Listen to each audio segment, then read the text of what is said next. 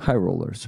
This war has been going for too long now, and it could have been finished with our victory back in 2022, but we are where we are now.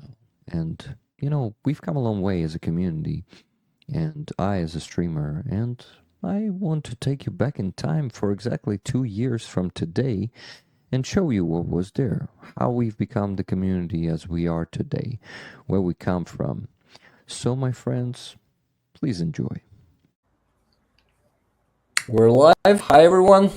Hi guys. It's Rick with you, Jet with you, and we have a special guest with us tonight. It's not tonight yet, but Franky and Coen have joined us from Netherlands. They are actually in Ukraine now, and they're on their mission. Their mission is to bring. Hi, everyone. Oh, sorry. Hi, guys. It's Rick with you. I'm hearing myself, sorry. It interrupted me a bit, but they are on a mission to, on the humanitarian voluntary mission to provide Ukrainians with free food. They've been on this mission for a year already, and they are a huge friends of Ukraine. I actually think that they are amazing people, and I'm really glad to meet them. And I'm really glad to see them here today and to, do this stream together. I'm super excited. So I would like to.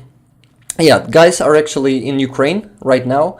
They are on the next stage of their mission this week. They're gonna be in some towns and cities, but I want them to talk about it themselves. So, Franky, Coen, if you want to add something that I missed, and extend this, please. Well, first, thank you for having us. Yes, it's kind of true. We started 1 year ago on the Polish-Ukrainian border by giving away fries and snacks to Ukrainian people crossing the border. And after that, we went to several locations in the Ukraine. This is in total our 10th trip.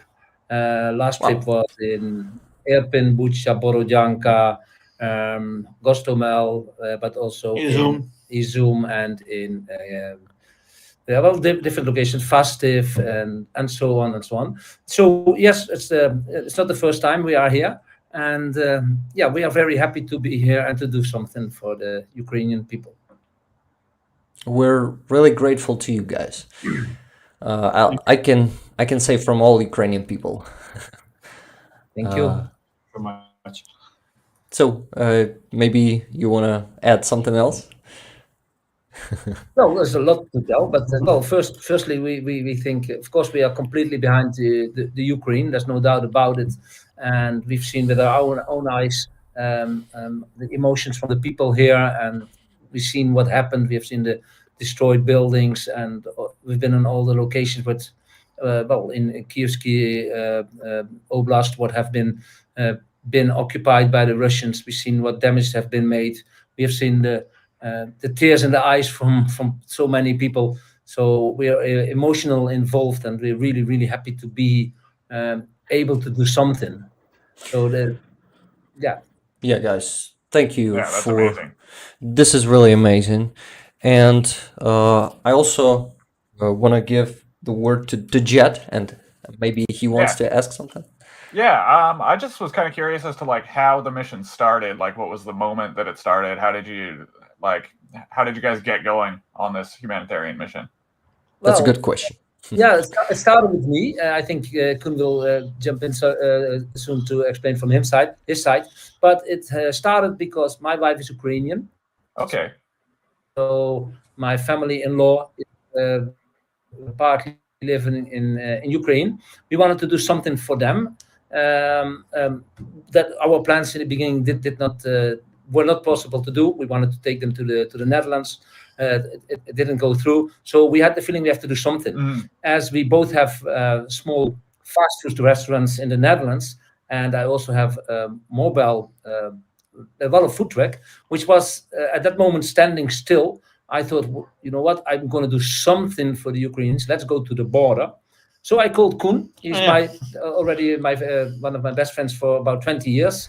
And I said, Koen, I'm going to the Polish-Ukrainian border to give away fries and snacks. What do you think about it? Yeah, that was at that moment was whoa.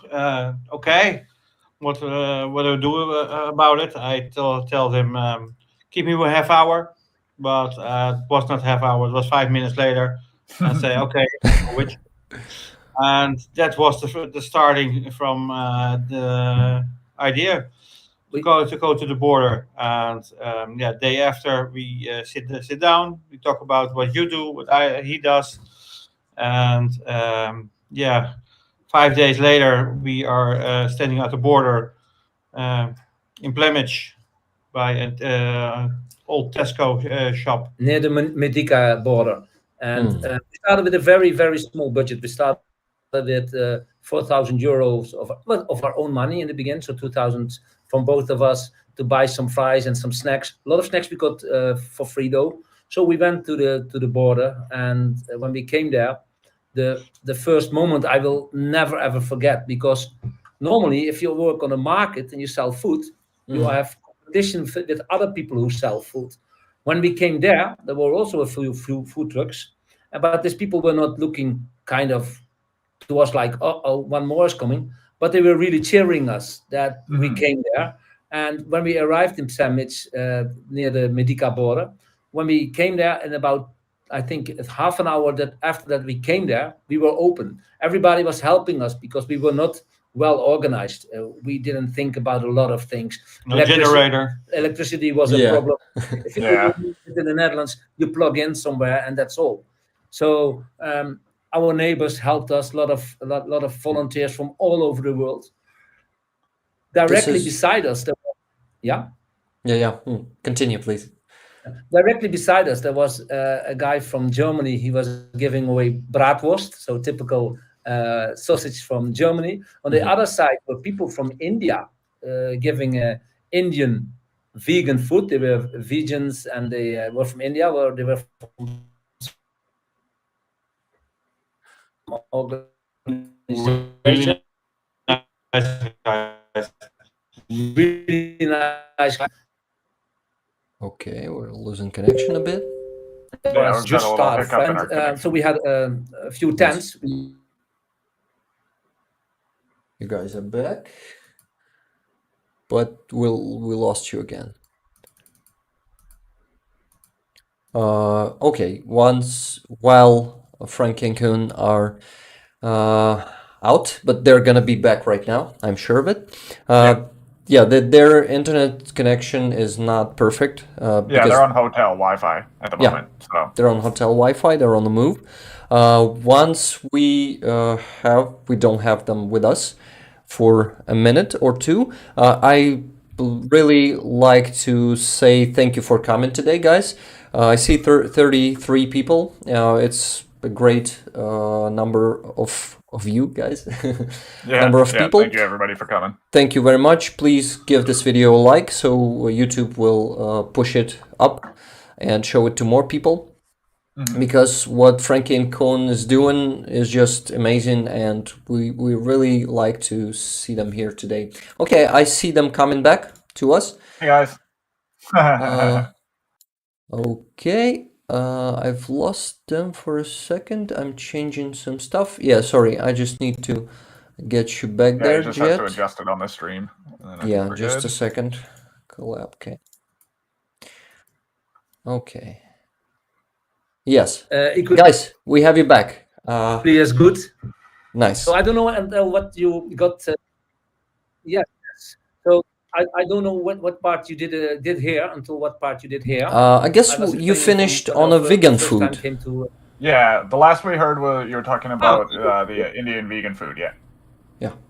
Yeah. Well, so there were some more people giving away food, but nobody was well organized as the war. Well, this part of the war, I'm not talking about the earlier occupied locations, but this part of the war was just started. So that a lot of refugees were coming into Poland. It was new, so nobody was well organized. But altogether, we came through it, and we saw so many people with so high emotions. We've seen old people who have been traveling 5-6 days to get away from their location to the western side of the border, and they showed us videos from what happened to their houses and to their animals. And some people told about losses of family and friends. They This leave was, the dogs behind. yeah, That's stories. And Yeah. that's Yeah, it guys, it was very, very, very, very. sorry. There's a delay.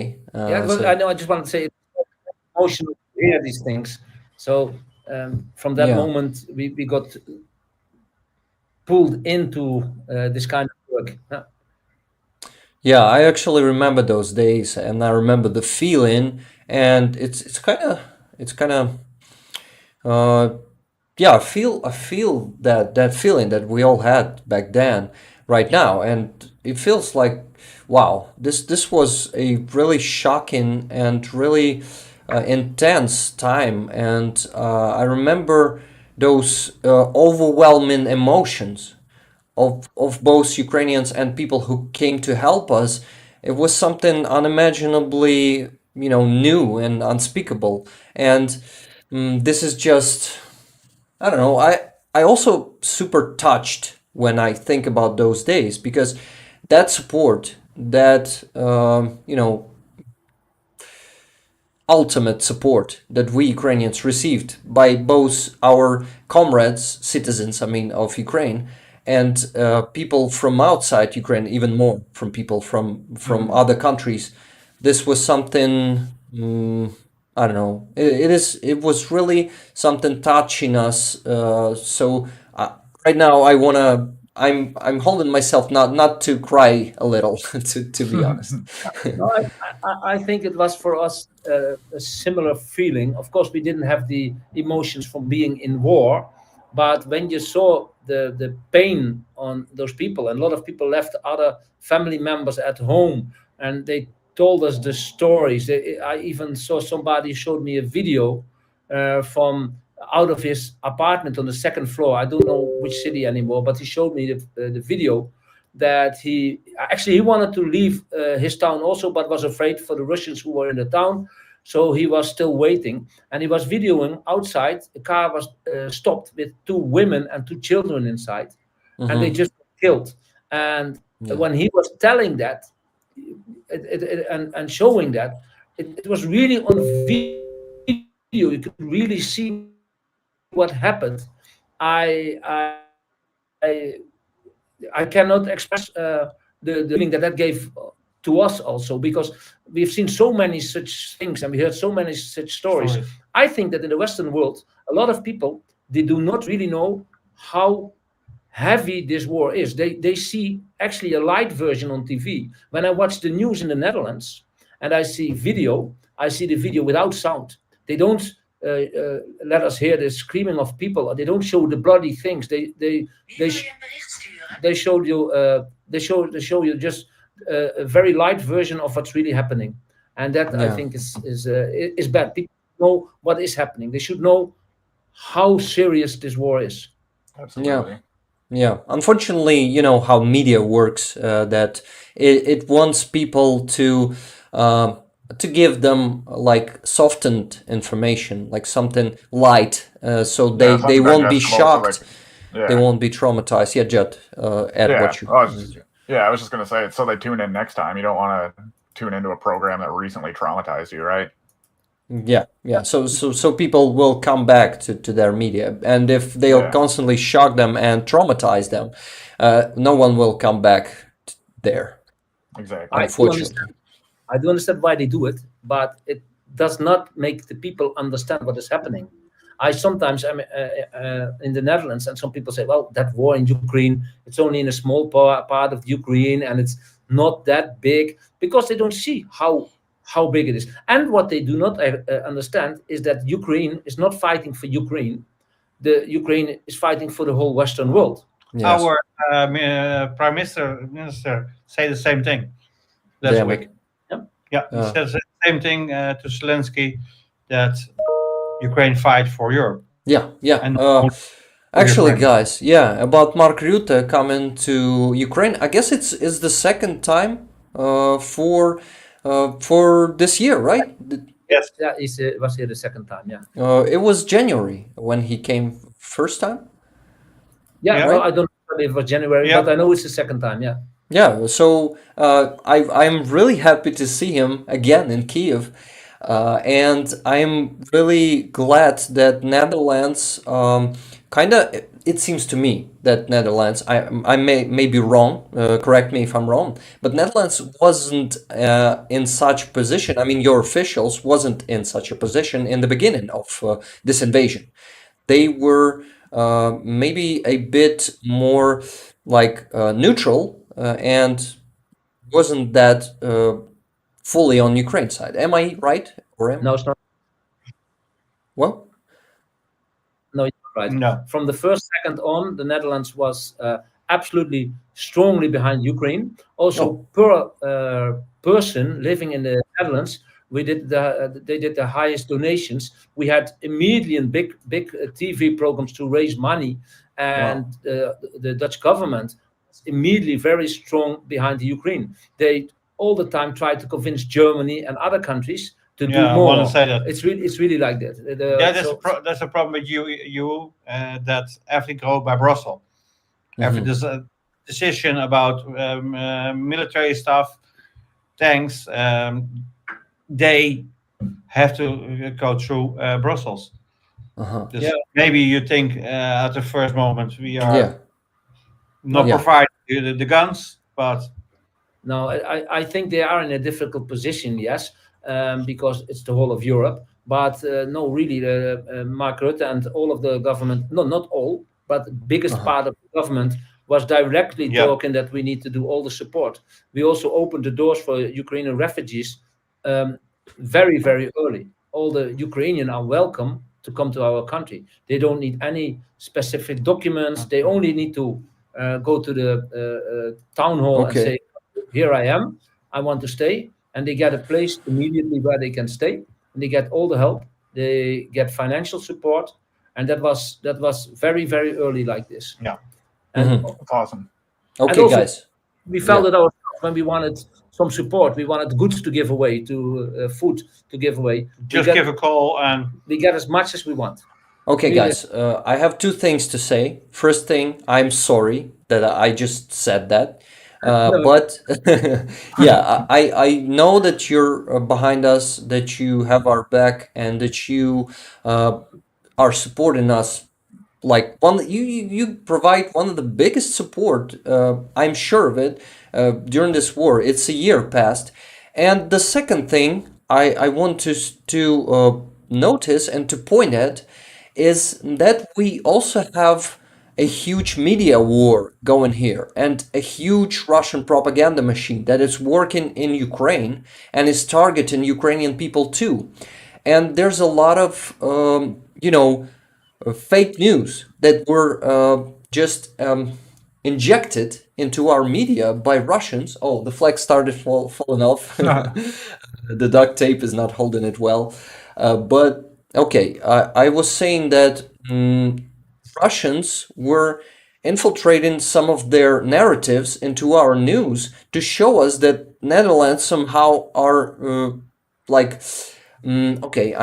I need to translate this word. Really sorry. Here in these streams, we usually do some language pauses like this one. Well, your English is very, very good, I have to be honest. Well, It is really good, isn't it? and that Yeah. your English is very well, but really, it's amazing good. Thank you, guys. Thank you. So hesitant, yeah. They were giving us the news, like Netherlands, like Germany. You know that Germany was hesitant in the beginning, like Very, very much, yeah. yeah. So they showed us like Netherlands are just like Germany, and we didn't know the truth. This is why you see how it worked. No, don't fall. You see, what did they say about Holland? What What? name we get? What kind of name the Russian give us? What did the Russians say about the Netherlands? You said that there's some infiltration in the news, in the media, and they spread some fake news Yeah. and also fake news about the Netherlands. So what So kind? they were saying that you are like not on our side, but you want to, you want us to give our territories in exchange for peace, like something like that. No, there is some people who think so. There's Yeah. some people who say, "What does it matter? This little bit, your country will be a little bit smaller. What does it matter?" But these people are not thinking. I'm sorry Yeah. about it. They're not thinking really. What? How would you respond? Okay, you have a big house. Just give me 30% of your house, or something like that. It's not realistically. Also, it will not stop there. It might stop for No. a few weeks, for a few months, and they say, okay, nice, well done, and then they organize there, and then it's going to happen again. It's not, well, that's what I think. It's my personal opinion, and I think that over 90% of the Dutch people are fully behind Ukraine. And maybe it's 5% of the people who say, well, they are behind the Ukraine, but Ukraine could start negotiate with Russia or something, blah, blah, blah. And a very, very few percentage, maybe it's 2% of the Dutch who really are either behind the Russians or do not have an opinion or something like that. But 9 out of 10 of those people are wrongly informed. Because if I speak with people, sometimes they also have an opinion. But if I explain what I see, or I show them some videos of the damaged houses, which are made by myself, this is not videos from the internet or something, and I explain them, then most of them turn around and they are more behind the Ukraine. Nice. No, thank you for doing that, by the way, Frankie. Yeah. No, I think That's it's very appreciated. How can somebody not be behind the Ukraine if they know the full story? Exactly. I think it's not possible. And it's just the truth, right? They gotta know the truth, and it's, I mean, all the doubts, all the Russian narratives are falling off their head just by themselves. When they just know the truth, they see the facts. And how can you be behind an invader, behind a terrorist, behind an aggressor? It's hard to imagine how people in their right mind could be behind that. I would say it's not possible, but there's a lot of things which I do not understand. How can Russian young men shoot women and children? How, even if you could have told me all kind of stories or something, I also, when I was young, it would never be possible. Still, it's possible. It's happening. Yeah, it's really happening. I really don't get it. We talk about early in the war. We talk about some people from Ukraine, from the news, and we asked them what is special about this war, and he said they shoot their own brothers. That it's Russian and Ukraine was before, brothers, and now they kill their own brothers in this war. I had a message last week on my Facebook, and the message said something like this, like, you're going to Ukraine. Do you know that in Ukraine you're not allowed to speak any other language than Ukrainian? If you speak English, you will go to jail. If you have a flag which is different with the Ukrainian one, so for example, the Dutch flag or something, you're going to jail. Do you know these kind of things? And then I see the Russian flag under it or something, and it's also like some kind of infiltration. It's not difficult. I just move away this message, but it's almost funny because I don't think that anybody would believe this. I mean, if you do some propaganda, do something which is believable, which right. This is stupidity. Yeah. But you see, some people are still believing that. Well, yeah, exactly. Yeah, a lot of people lack critical thinking skills, so that tends to be the problem with a lot of this. Well, you are in Canada, right? Yeah. how is in Canada opinion? Is it comparable with like I explained, like we explained? Very similar to what you're explaining, whereas like the vast majority of people are in full support of Ukraine, and then you got the odd guy out of the bunch who just completely believes all the Russian propaganda, essentially, right? Which can be hard to deal with. But I say overall, we have a lot of support for Ukraine here. There's a lot of like Ukrainian people that live in Canada. I think we have the largest population of Ukrainians outside of Ukraine, right? So Okay. yeah, so you see a lot, like we have like Ukrainian churches and Ukrainian halls and stuff like all over the place in every city here. So there's just a lot of support because we all know Ukrainians. Like my best friend since I was in like grade school is ethnic Ukrainian. Like his family's from Ukraine. He grew up, he was born in Canada here, but his family's Ukrainian, right? So it's like most people that I know Ukrainians in some way. So we already have like, you know, a love for them and stuff before this war started. Understandable. Yeah, so it's similar within the Netherlands. Yeah. There's a guy on the weekly markets in the Netherlands, and I actually liked this guy until some time ago. He was friendly always. And I'm not going often to the markets anymore in the Netherlands, but I was walking on the market, visiting some friends, and he was coming to me, "Hey, Frankie, yes, so you're going to Ukraine now? Yes. Why are you helping all those Nazis?" Oh my God. Really. But it's the one and only exception I ever met myself. I said, "What do you mean?" "Yeah, they're all Nazis. I don't look only to the Dutch news. I also follow international news, like Russian news." Oh my God. I said, "Okay, so they're all Nazis." "Yeah, they're all Nazis." So I asked him, "When was the last time you were in the Ukraine yourself?" "No, I haven't been in the Ukraine, but I'm not only watching the Dutch news." I said, "Well, I go to the Ukraine very often, and I was also in the history before." I said, "I until now never met anyone who I have the feeling that he could be a Nazi. I see them sometimes, maybe in the Netherlands, some people who are some kind of type that I could imagine to be them like that. I've never met anybody here who is And the kind of ideas. No. I don't say there is none. There probably is in every country in the world a few. I never met them. And Ukrainian people are friendly people. They are helping. If there's a problem, they always help. They are friendly. They're polite. They are actually kind of thinking similar, like we are thinking in our country. I don't see too much differences.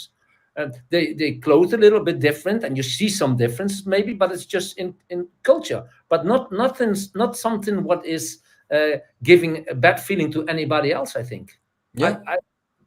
And these people, they have an opinion without ever have. Maybe he has spoken to somebody from the Ukraine.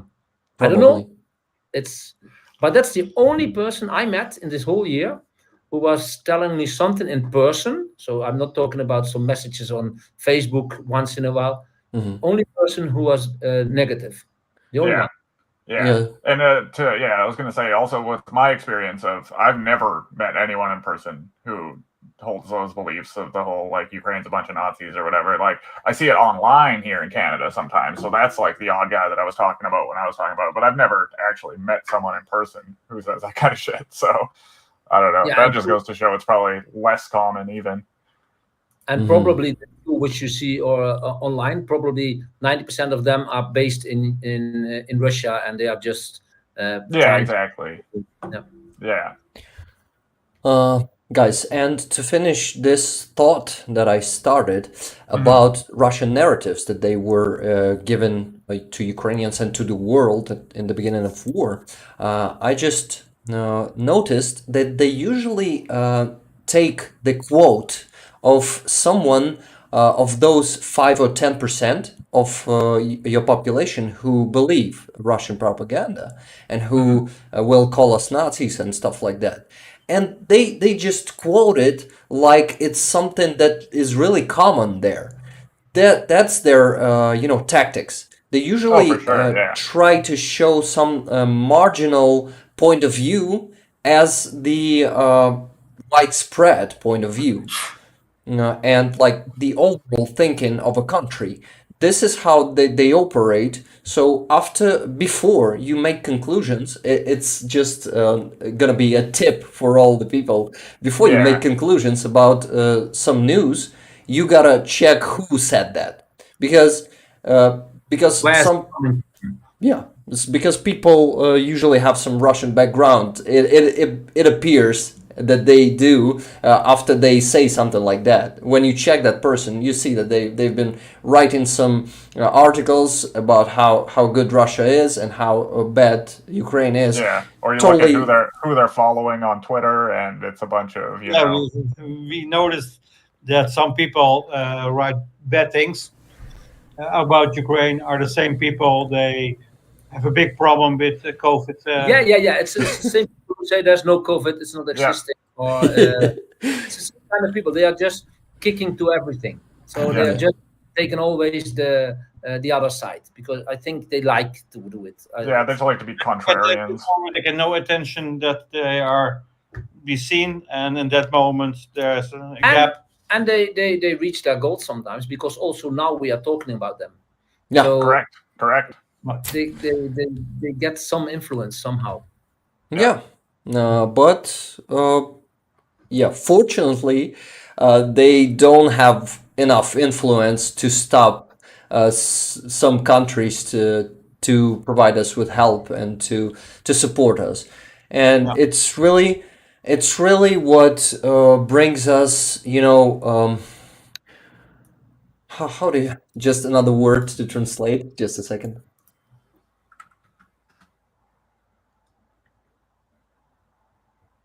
Confidence. It brings us confidence that we're gonna win. That we're our friends won't leave us. All the democratic and free world will not leave us. You guys are by our side, and we can be sure that everything's gonna be all right. Because in the first like 5 to 6 months of war, we weren't sure. There was super uncertain period of that war, that we were torn apart by the doubts that all countries are going to abandon us. And Russian propaganda worked really hard and well. Actually, they've succeeded at some point for us, for our opinion, for our set of mind here in Ukraine, that everyone's just gonna abandon us, gonna sell us, trade us for Russia. But now, after a year, we see that there's no way that you guys gonna abandon us. And for sure, the world is behind Ukraine. But this is also actually when we started our mission. I mean, in the beginning it was giving food, but after that we saw that the food is important for some people. Some people are really hungry on some locations where we come. But we see that the most important thing is that they feel the support. We can really feel that from people who come on our stand. They get the food, and they are amazed that we travel with our food truck 4 days to get to the location, and that we give away the food. But they are amazed with the support. The food is nice. They like it, but they really love the support. It's really for them a great feeling. We see that sometimes. We had an old man in our stand, and he was already eating. So at first he didn't even notice. And then we have some kind of poster in our truck which says who we are and where we're from. And he was reading that, and he started to cry. Old man, oh my God, really coming from the Netherlands just to give us food, and he was crying. He was not crying because he was in a terrible position. He was crying. He had the emotions because he felt the support. And we see that every time, everywhere where we go, the people start to sing. Yeah, they start to sing in our stand. How amazing is that? Yeah, very often. God. That's very often. The militaries take off their badges, give us their badges. Like, that they really like what we're doing. They take off the badge and say, "Here, that's for you." And that's not because the fries or the snack. That's because they feel the support. And the support is the most important, I think. A lot of people want to hug you. Meet some persons in Holland where I get goods from, some chupa chups and that sort of thing. And when they seen what I did on Facebook, and yeah, they gave a big hug. Thank you for supporting us.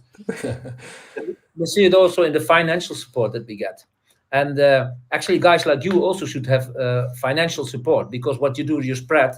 Like I see your videos on YouTube with the Russian soldiers. It's very good to show that. And I don't know how is your situation with your cost, but people should support you as well, because you're bringing well, a lot of information to people, real and solid information. We see it, what we got on support. I think that what you do is also very important. It's very great work. Thank you, It's Frankie true. and Coen. Thank you, guys. Actually, you maybe saw. Oh, you guys saw. Don't see me moving, right? I'm freezing for you, Frankie. No, I just see a picture now. I Yeah. see we are moving for us, but you are not moving. Well, actually, if I watch on my phone, I Well, see you moving. Yeah, great. And I wanted to tell you guys that when you were telling us the story about the guy who was crying, the old man, I really started crying a bit myself. My eyes got wet because I really feel this support, and I felt it yesterday. I'm gonna tell you a story also about yesterday. Yeah, it's I'm gonna hold it for a bit, but I really feel that support, not even being directly there with you guys, but I've been in situation like this. And I really know how it feels. And in these moments, we really feel like you support us, you stand by our side, and it's really touching. I'm really touched right now. Thank you for sharing this. It gives a great perspective for the people. I'm sure of it. Thank you. I'm done here for a minute. Jet, can you take it from Yeah, here? yeah, for sure. That's the one thing I was actually going to ask you guys about is financial support. Like, how are you guys getting your funding? Is it through like funding agencies or grassroots kind of stuff? Actually, in the beginning, we started with our own money, but Yeah, it got picked up by the news. So the two guys with the food truck are going to the Ukraine, and It's that from was yeah, also you. yeah. news in the first Ukraine border. yeah, to the Ukraine border, and that was news also in the Netherlands. So we went on a very famous TV show. That's how it started. And to be honest, that first evening, something like well, serious money came in one evening just by telling the story. They showed videos of what we do, Yeah. and then you see the people in a row, maybe 50 or 100 meters of people in a row, waiting for their fries, and they see the emotions from the people, and they see that the people were happy with us. That was news, came in the news, and so we got support. After second or third trip, again we were in a TV show and big in the newspapers. Actually, in the Netherlands, we have been in nearly all talk shows. So that And that every that newspaper. that makes funds, because then people notice you. Like yeah, well, if you're in the news, then you have the chance to get money, and we also have more money now than we can use for frying fries. And that's also why we do other things. We bought generators which we give away. We are busy now with a warm location in Gostomel where people can warm themselves up. We had the chance to give a donation for operation room in Kiev, and we yes, several If it things. gets one big thing, we have been to a house where children from 7 to 5 years old stay there. They have no parents, and they're mentally or physical ill, and we support them 2 times with fries. But now we support them also with money for to buy a new car, to Yeah, on a new bus. that's not Yeah. that we support them. We don't see it like that, but our supporters support them, and we just give it through, because it's not a difficult thing. If you have the budget, you can do that. Yeah. They need a van to bring the children from one location to another. They had a van before, but it was not theirs. It was from yeah, local government, something like that, and it has been taken away because it was necessary for the military. So we had the chance to help there as well, and that's because of the donations, only because of the donations, and the donations only come because we were in the news. That's That's amazing. Well, it's really cool to hear that, like, the media in your country is getting behind people like you on missions like that. Like, because yeah, like you said, I guess without everybody being aware of you guys, there they don't know you exist, they don't know what you're doing, they can't help you fund everything, right? So that is really amazing to hear, and it's really cool to hear that the media, just in general, in your guys' country, is taking you guys under their wing and exposing the story so everybody can get involved. It's good. Yeah. They help a lot. Yeah. If people want to see what we do and did before, they can go to our website, Franky and Coen Into the Bridge, Oh, Yeah. cool. and they can find everything what we did, pictures, movies. Oh, somehow, actually, guys, I used your tag in the description, your handle, your YouTube handle Wow. in the description, but it didn't work as a link somehow. I don't know Okay. why. I'm gonna link the website in the chat here too. Not that important. I will just mention one time Franky and Coen.nl. But we have a lot of support. But if people want to see the videos of what we do, because Yeah. we start working again from Tuesday. Tomorrow will be a traveling day. We are now in Rivne, and we will go tomorrow to Fastiv to pick up our food truck. Then we go to Bucha area, and we will work 4 days in that area. We will do fast food there, and we will make every day, we make a video and we place it on Facebook so people can see what we do. That's After awesome. those 4 days, we don't know where we go yet. It's depending on the situation. This is great. I'll make sure to put all the links to your Reddit also, right? To your Facebook, Yeah. Thank you. to your In our messages.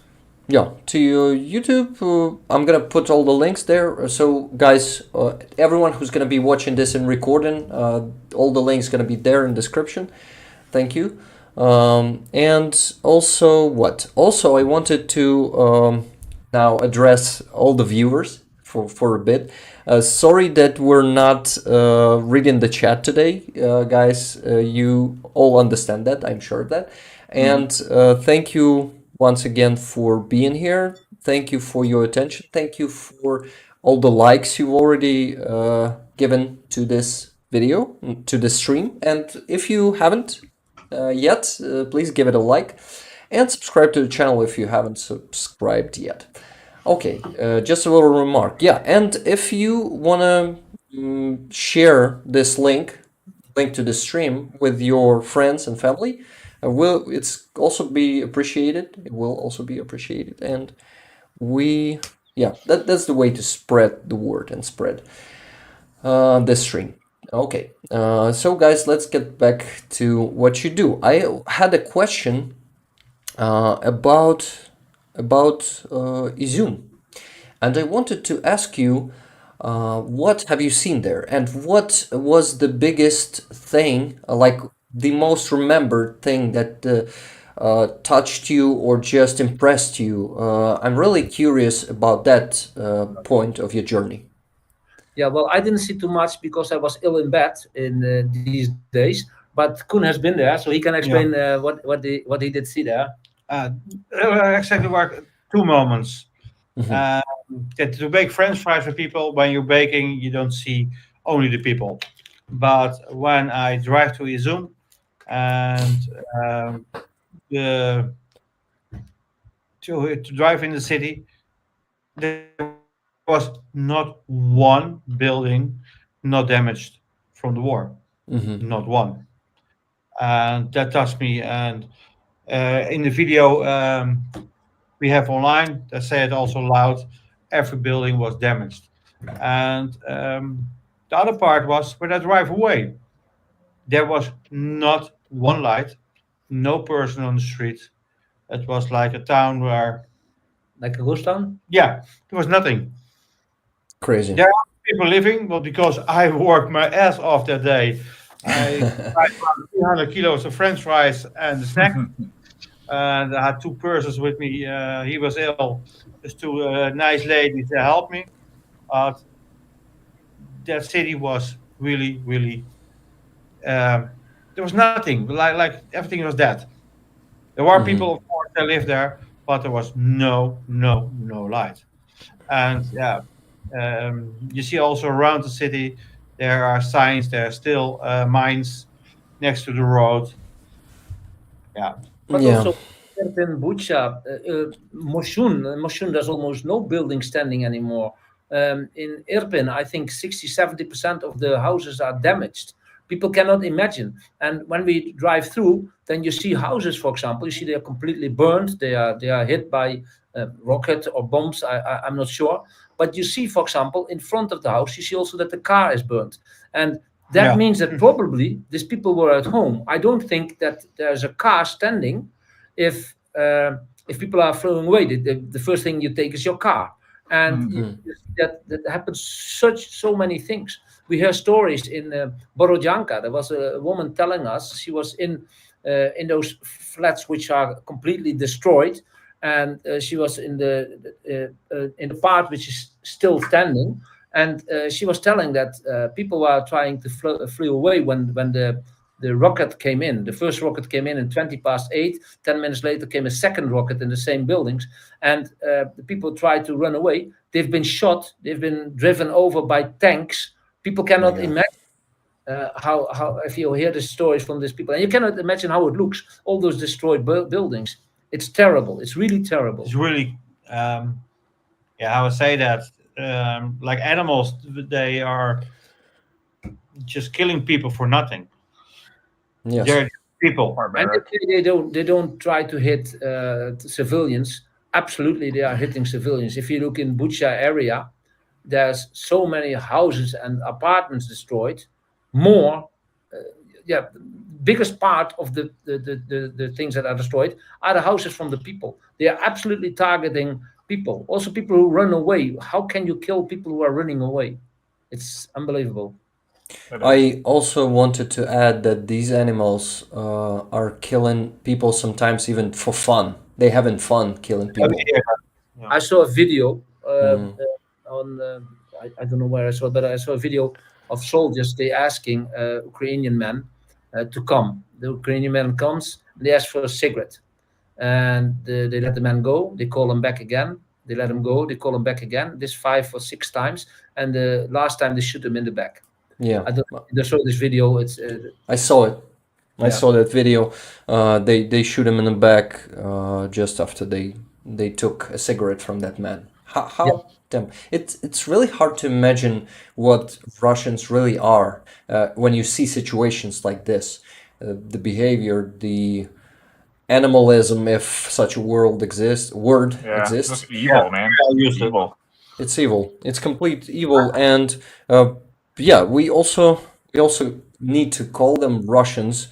I mean, I've heard an opinion that calling them orcs kind of gives their part of their responsibility away. When we call them orcs, we kind of like taking some mythical creatures.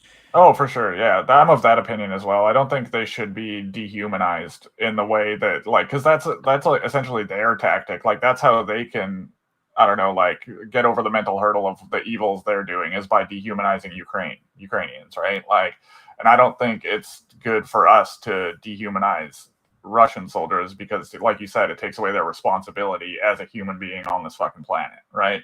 Yeah. So when we start calling them animals or orcs or whatever, it's just, it strips them of their responsibility of being a fucking human, and that's what they are. Yes. Yeah, then they are allowed to. You mean? Yeah. If they are animals, then they are allowed to act like animals. But because I don't think that normal people do this. No. Yeah. Yeah. It's just it's just a new kind of beings. Well, not animals, not human. They are Russians. They are different from both.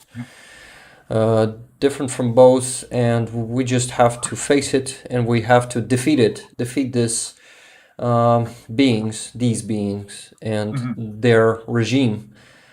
And it's something that we can only do united, and we are united. And these days, I'm 100% sure that we will stay united and that we'll be victorious. And I'm really another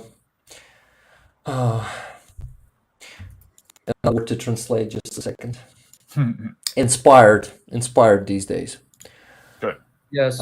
I'm really inspired. I'm also sure that in the end Ukraine will win.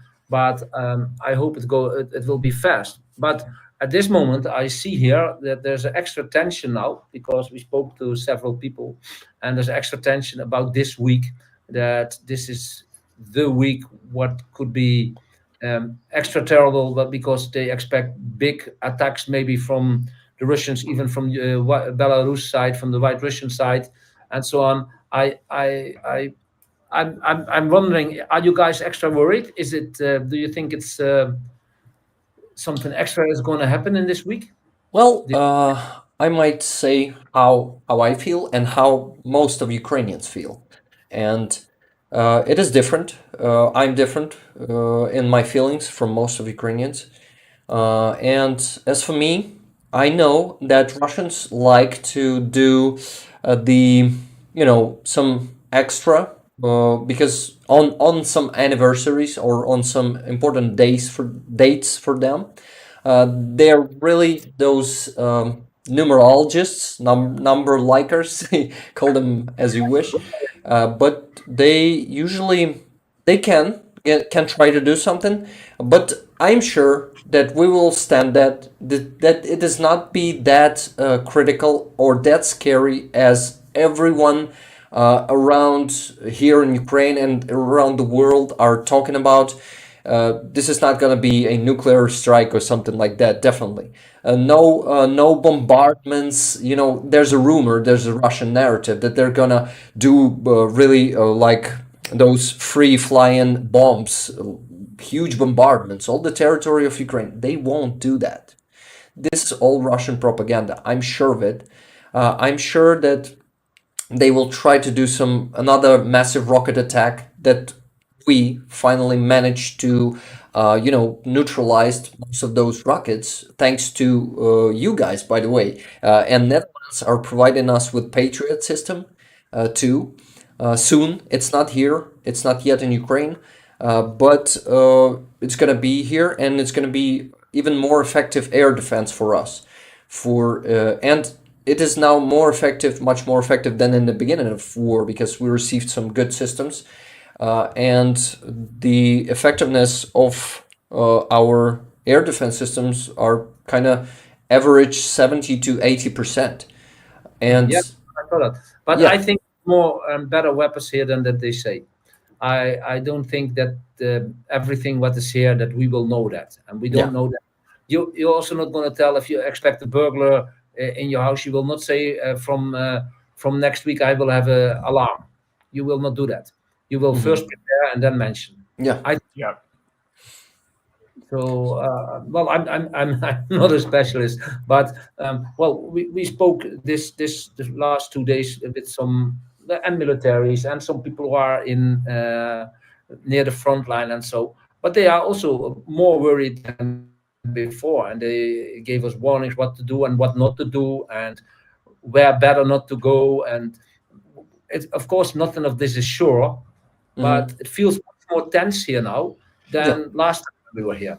Of course. And I can actually say that some of these worries are completely like fine, and they deserve to remain with us here right now, because it's better to be prepared for something that might happen. Even if it won't happen, it's better to be prepared.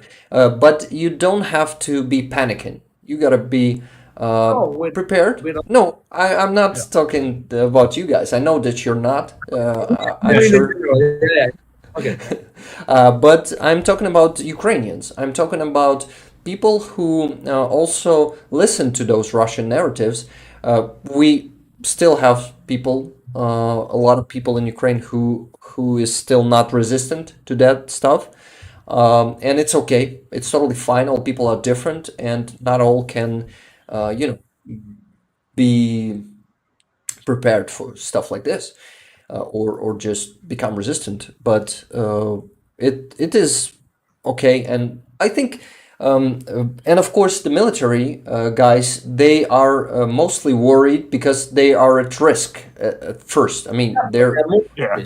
Yeah, and and it's part of their work to be aware, to be worried, and to be prepared for anything. This is why, yeah, of course, it's important to be prepared, and good that military men are preparing all of us too, and you, and they are warning you too. This is all good, but I'm sure that, just like any other date for the past year, there were many scaries, like for the 9th of May, where Russians have their victory day. They were scaring us that they're gonna do something huge, even a nuclear strike. Half of Ukraine was sure that there's gonna be a nuclear strike. There were messages sent in to one another, saying that it's done, it's decided, but it's Russian works, and it's spread by people who's panicking, and they're working, unfortunately, just passively working for that Russian propaganda. Yeah. Well, And I'm that's sure. one thing. That's one thing about, like, fear helps those messages spread, right? Because it's like if you get somebody to panic about something, obviously they're gonna fucking talk about it. So, like, that fear is definitely like weaponized in the information war as well, which is unfortunate but true. Yeah. And what else? Uh, Here, I'll be back in 1 sec. I gotta pee. yeah. I see some people are coming to the stream, and thank you for coming. Thank you for being here with us. I see Mushroom Mania, I see Jim Gobbett, Timothy Coates. Glad to see you guys. There are some regulars here and some new people too. Joe Pye, Netherlands. Yeah. A lot of people from Netherlands. I'm really glad to see you guys. And what else? I wanted to tell you. I know. First, I wanted to ask you: aren't you guys tired? Is it okay to continue? Because we are not. Not Well, tired, I'm not no. tired. Are you No. tired? No. No. We're not tired. No, actually, we Okay. had a lighter day than we expected because we were over the border very fast. I think we have a new world record. We were over the border in 25 minutes. So Ooh. it was extremely fast. Well, nice. Glad to hear it. Yeah. Okay, great. Then we can continue. There's always a lot to talk about, more, you know. So let's. What? Let the quick questions come. Throw in the questions, he says, if you have any questions.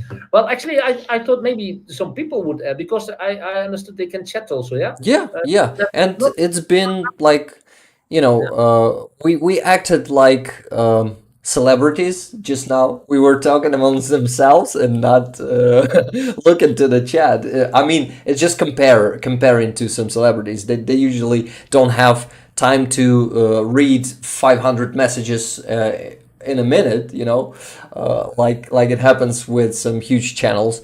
But yeah, of course, it's important to talk to people and to read their questions and to answer them. So let's ask people to throw ask- in questions that they have. yeah, throw some questions, and we're all gladly answer them, especially Franky and Coen. They are the special guests here today, and you guys better ask them first. Because you have me here every week and I can answer it all the time. Yeah, well, I know that there's a question from my wife, not to go to certain directions, but maybe some people have some interesting questions to. Oh, you're right now. Drop your questions, guys. Yeah, drop your questions. Oh, by the way, Charlie, you see Charlie Kirby said drop your questions, guys.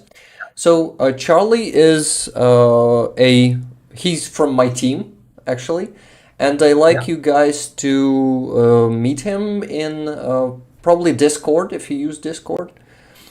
Yeah.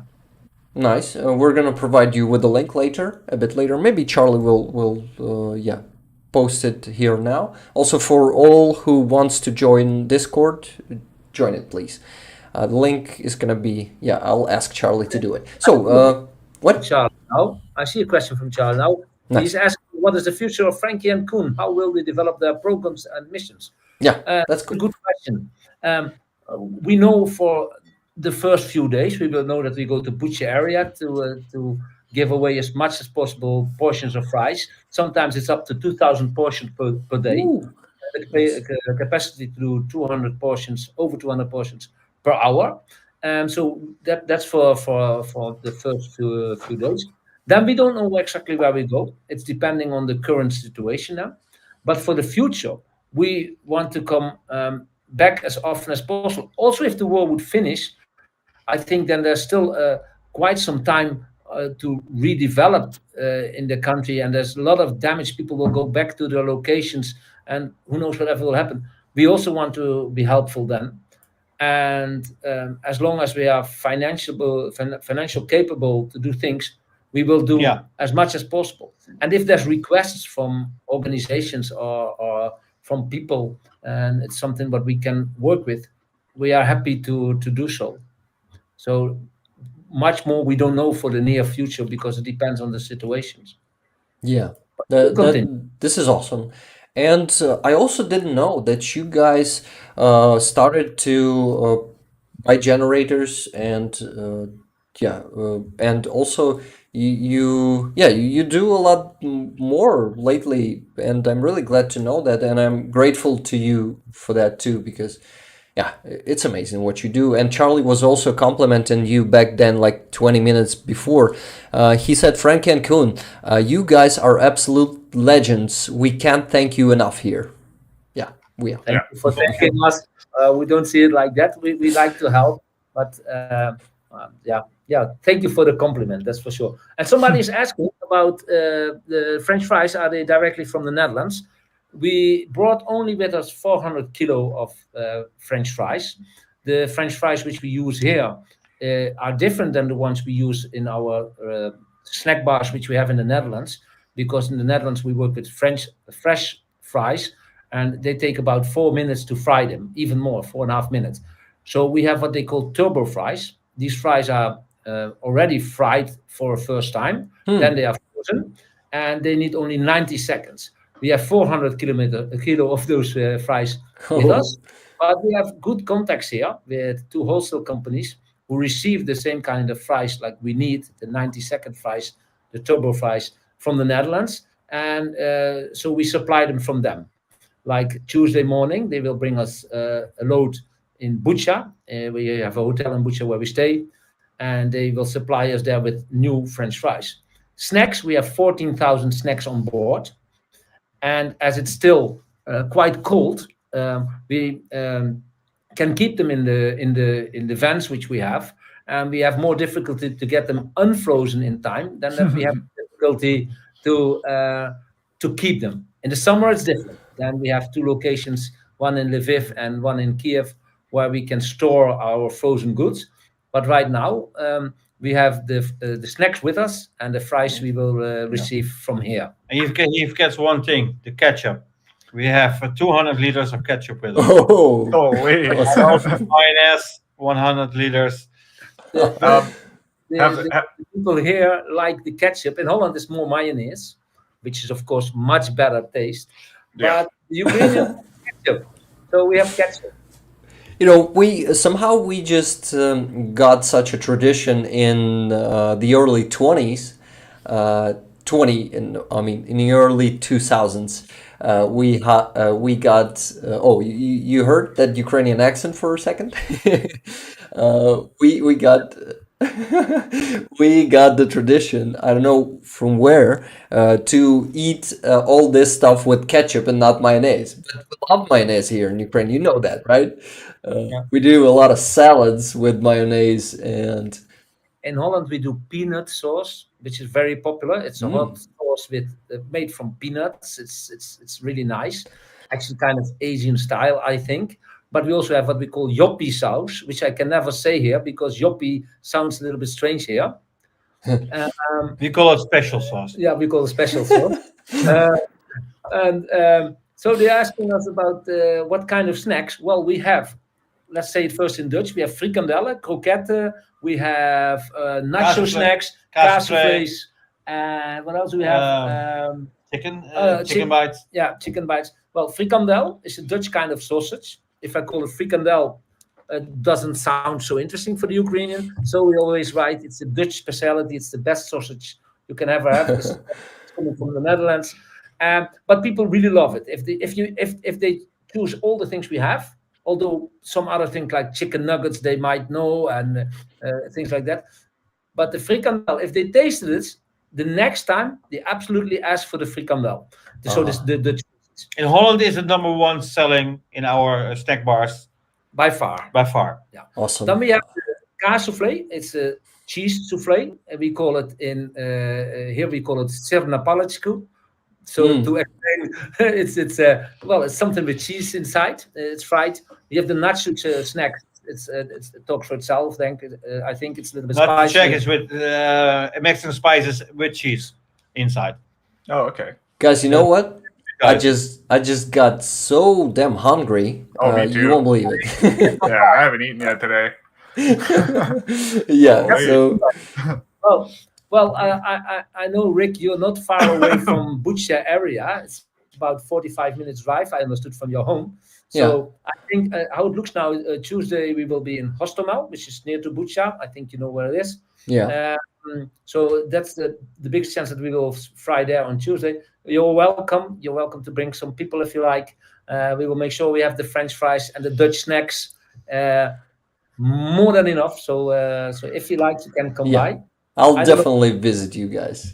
I don't know if anybody else from Ukraine is watching us.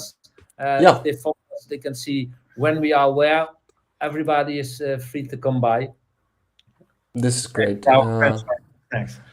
I'll really call some friends. You know, the problem is it's going to be a work day for us, and most of my friends and family will be working.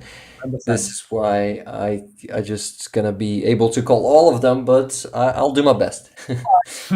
I've read that mushroom Manny would they would like he or she mushroom Manny who's mushroom Manny would like the chicken bites, and that's because they know the chicken bites. It's like a chicken nugget, but believe me, the frikandel is better. So if this person should try both and let us know which one is the best. We have now also a different frikandel, the frikandel with outside. How I explain that? Little crust around it. Oh, I got it. We have frikandel as well. Yeah, it's the Dutch sausage, but then more how do you say outside? It's like chicken Kiev, right? Outside. No. Chicken Kiev is with butter inside. It's kotelety po-kijewski. No. I mean outside. Chicken Kiev is like in the bread. That's true. Yeah. That's the thing you're talking about. Outside. Crispy. It's crispy. Crispy. Yes. That's it. Okay. I also saw the question from who? Just a second. From Joe P. Netherlands. Do Franky and Coen work with Ukrainian NGOs? What is an NGO? Yeah, I was thinking that too. What is an NGO? Please, Joe Pai, specify. Non-government organizations. Okay. That would be like non-profit organizations, that kind of stuff. We do. We work with Simple Theory. It's an organization. They are from Fastiv and they do medicines and they do food packages to the front line, very near to the front line. They give them out. They were also with me into Izum. Help. Yeah. Also, we work together with a Polish organization. They have here some modular towns. Maybe you know them. That's the place a lot of houses are destroyed. Maybe for not Ukrainian, when a lot of houses are destroyed, sometimes they build a modular town. So it's like caravan kind of things which people can live in, and they build these, but they also supply a lot of food. There's very, very nice people, very hardworking, doing a lot for the Ukrainians. They are from Poland. Actually, we met them yesterday evening, also in Krakow. One of the pastors from this organization. They help us, but some locations in the Bucha urban area. Yeah, they're able to get locations which we cannot stand without help. Simvolviri is the same. Simvolviri can even do it more easy because they have some license to do at any location what they think it's worth to do humanitarian help. They are allowed to open there. Like when we are here and we want to open the snack bar at some location, we need a permit. Even it's helping the people who still need a permit to open our snack bar. Great. Thank you for mentioning these organizations. I'm gonna put the links to their sites or pages into description too. I guess it's important too for the people who want to support them and their cause. Sorry, to maybe support them. Okay, so I wanted to mention something. Just a second, but I lost that thought. So let's maybe read for some questions. I mean, find some questions from in the Yeah, but chat. probably Kirby was asking what was the time between Izum's liberation and your mission there. Koen worked in 29. Izum in the end of December, so we don't know when exactly Izum was liberated, but it was quite some time, Some early time. I think, in between. But I'm not sure. I don't know when Izum was liberated. But the people I are can already tell you. waiting. Back up. Tell me when were you there? Again? I worked there on the 28th of December. yeah. If I'm 29. 29, you left. Of 28 December. you worked there, I think. Something like that. 28, 20 December. Okay, it was liberated in September, so it was 2 months after the liberation, something like that. Maybe a bit more. No, October, November, almost 3 months, maybe even more than three months. But you still say that it still feels like a ghost town, and Yeah.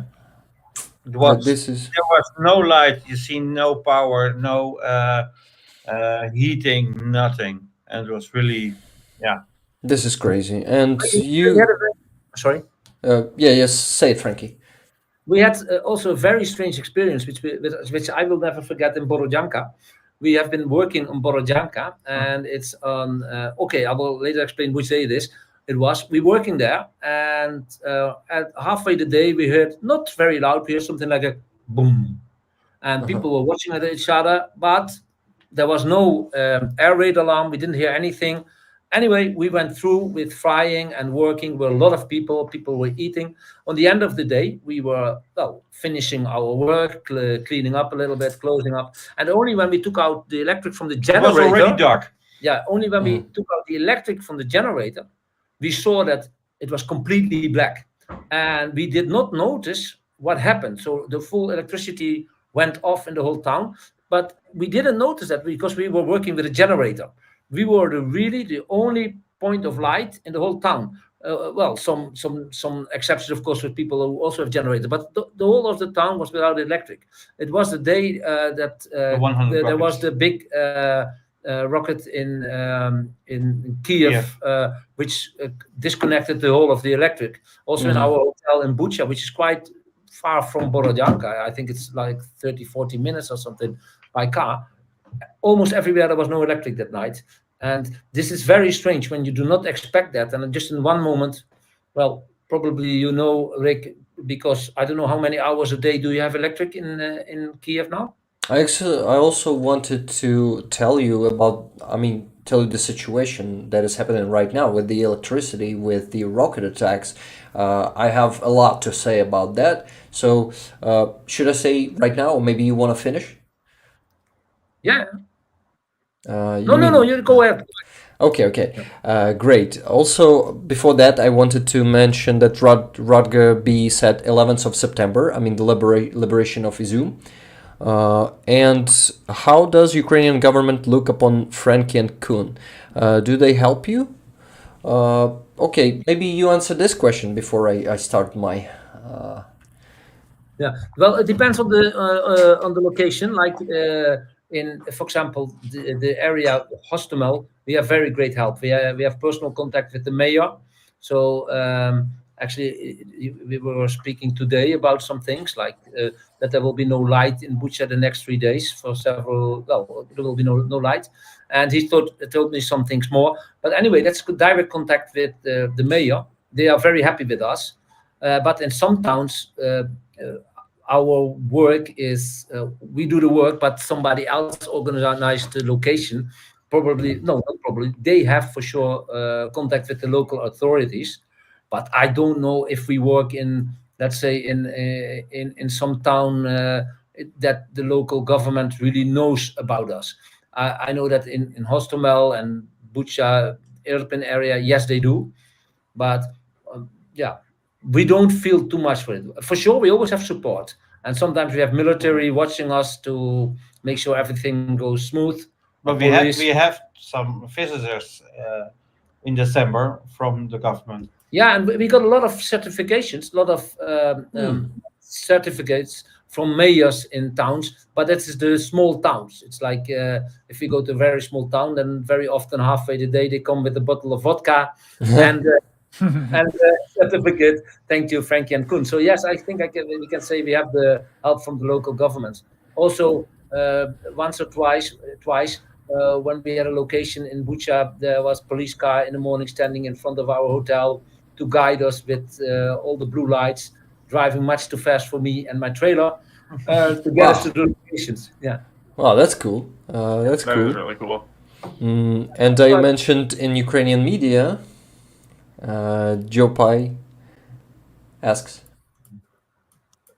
Yeah, sometimes, but it's most local media or yeah. But we have not been big in the newspapers or something here. Okay. I think UPNL is from the Netherlands. If we watched yesterday in AD, which is one of the biggest newspapers, they spend a full page on us. It's not here the same.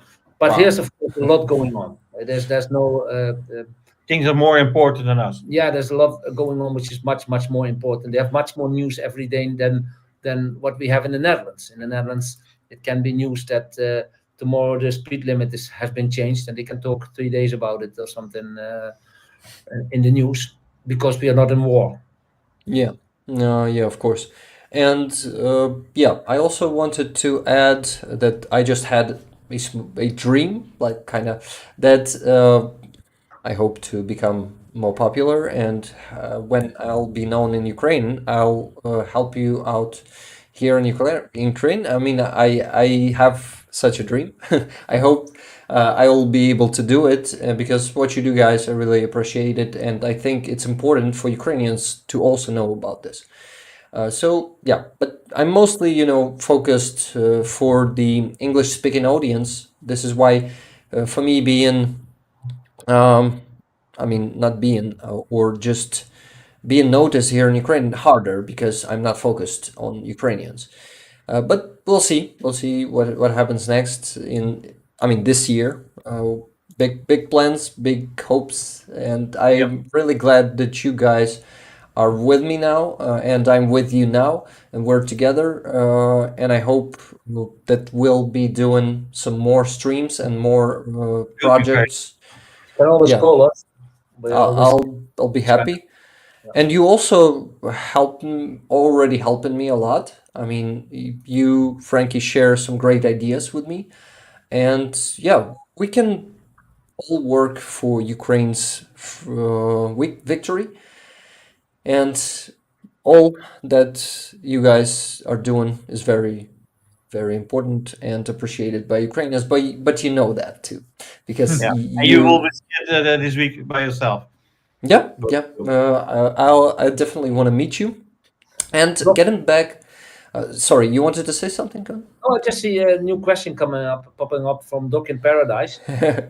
You are there. In the most of the locations, the people who work with us, they give out messages to people who they think really should have some support. So mostly it's a church or something who says Franky and Coen will be there and there giving away fries on this and this time, and to show how hard help is needed sometimes. Very often, when, for example, we are announced that we will be there at 11, we are always early, maybe some already at 8:30 or 9, because we need some time to build up everything. But we're always very early ready. But if we are there at 9 o'clock and we start at 11, very often there's already 50 or 100 people waiting for us to open. And when we're open, it's incredible how long rows of people we get. And most of them have been mentioned, but then people who passing by and they see the food truck open with food and they see the announcement free food, of course they just also go in line. And sometimes once in a while we also see people who we think they do not really need the help when they come with a brand new big car to get advice. But we serve anyone, so we don't make any difference. We will not say you are allowed and you are not. But most of the time, we are announced the day before or 2 days before we come. Yeah, That's that's cool. And also, yeah, I thank you for your questions, guys. There's a lot of them. I really like it. I want to tell you about the situation with electricity fast, and then we get back to the questions, because I think it's really important to know what situation here now is. And for the last week or even 9 days, Ukraine has been in a new stage, which is super optimistic stage. We had almost no power outages for the last 9 days. You had no what? No power outages. Yeah, No. I've heard that. Yeah. So we finally started rebuilding our electricity infrastructure. I mean, there were definitely built some new, like, not stations, but those points that just redirect electricity that were destroyed by missiles.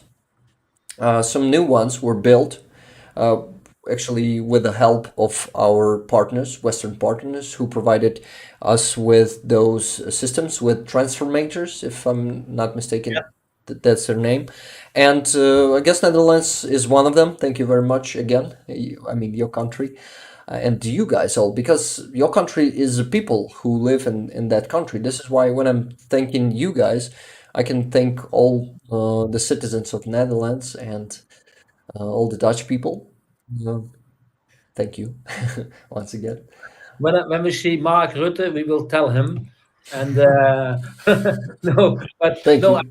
I think it's just a duty to do so, and I think that the Dutch government feels it also like a duty, and they also see their own advantages and importance, because once again, actually, Ukraine is now, yeah, we told it before, they are fighting for us, um, For all of Europe.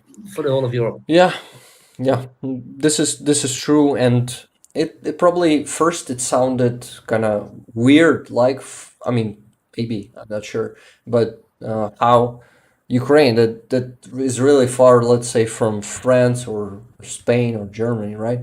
It seems that it's really far, and why should we Europeans support them? It's pretty far, right?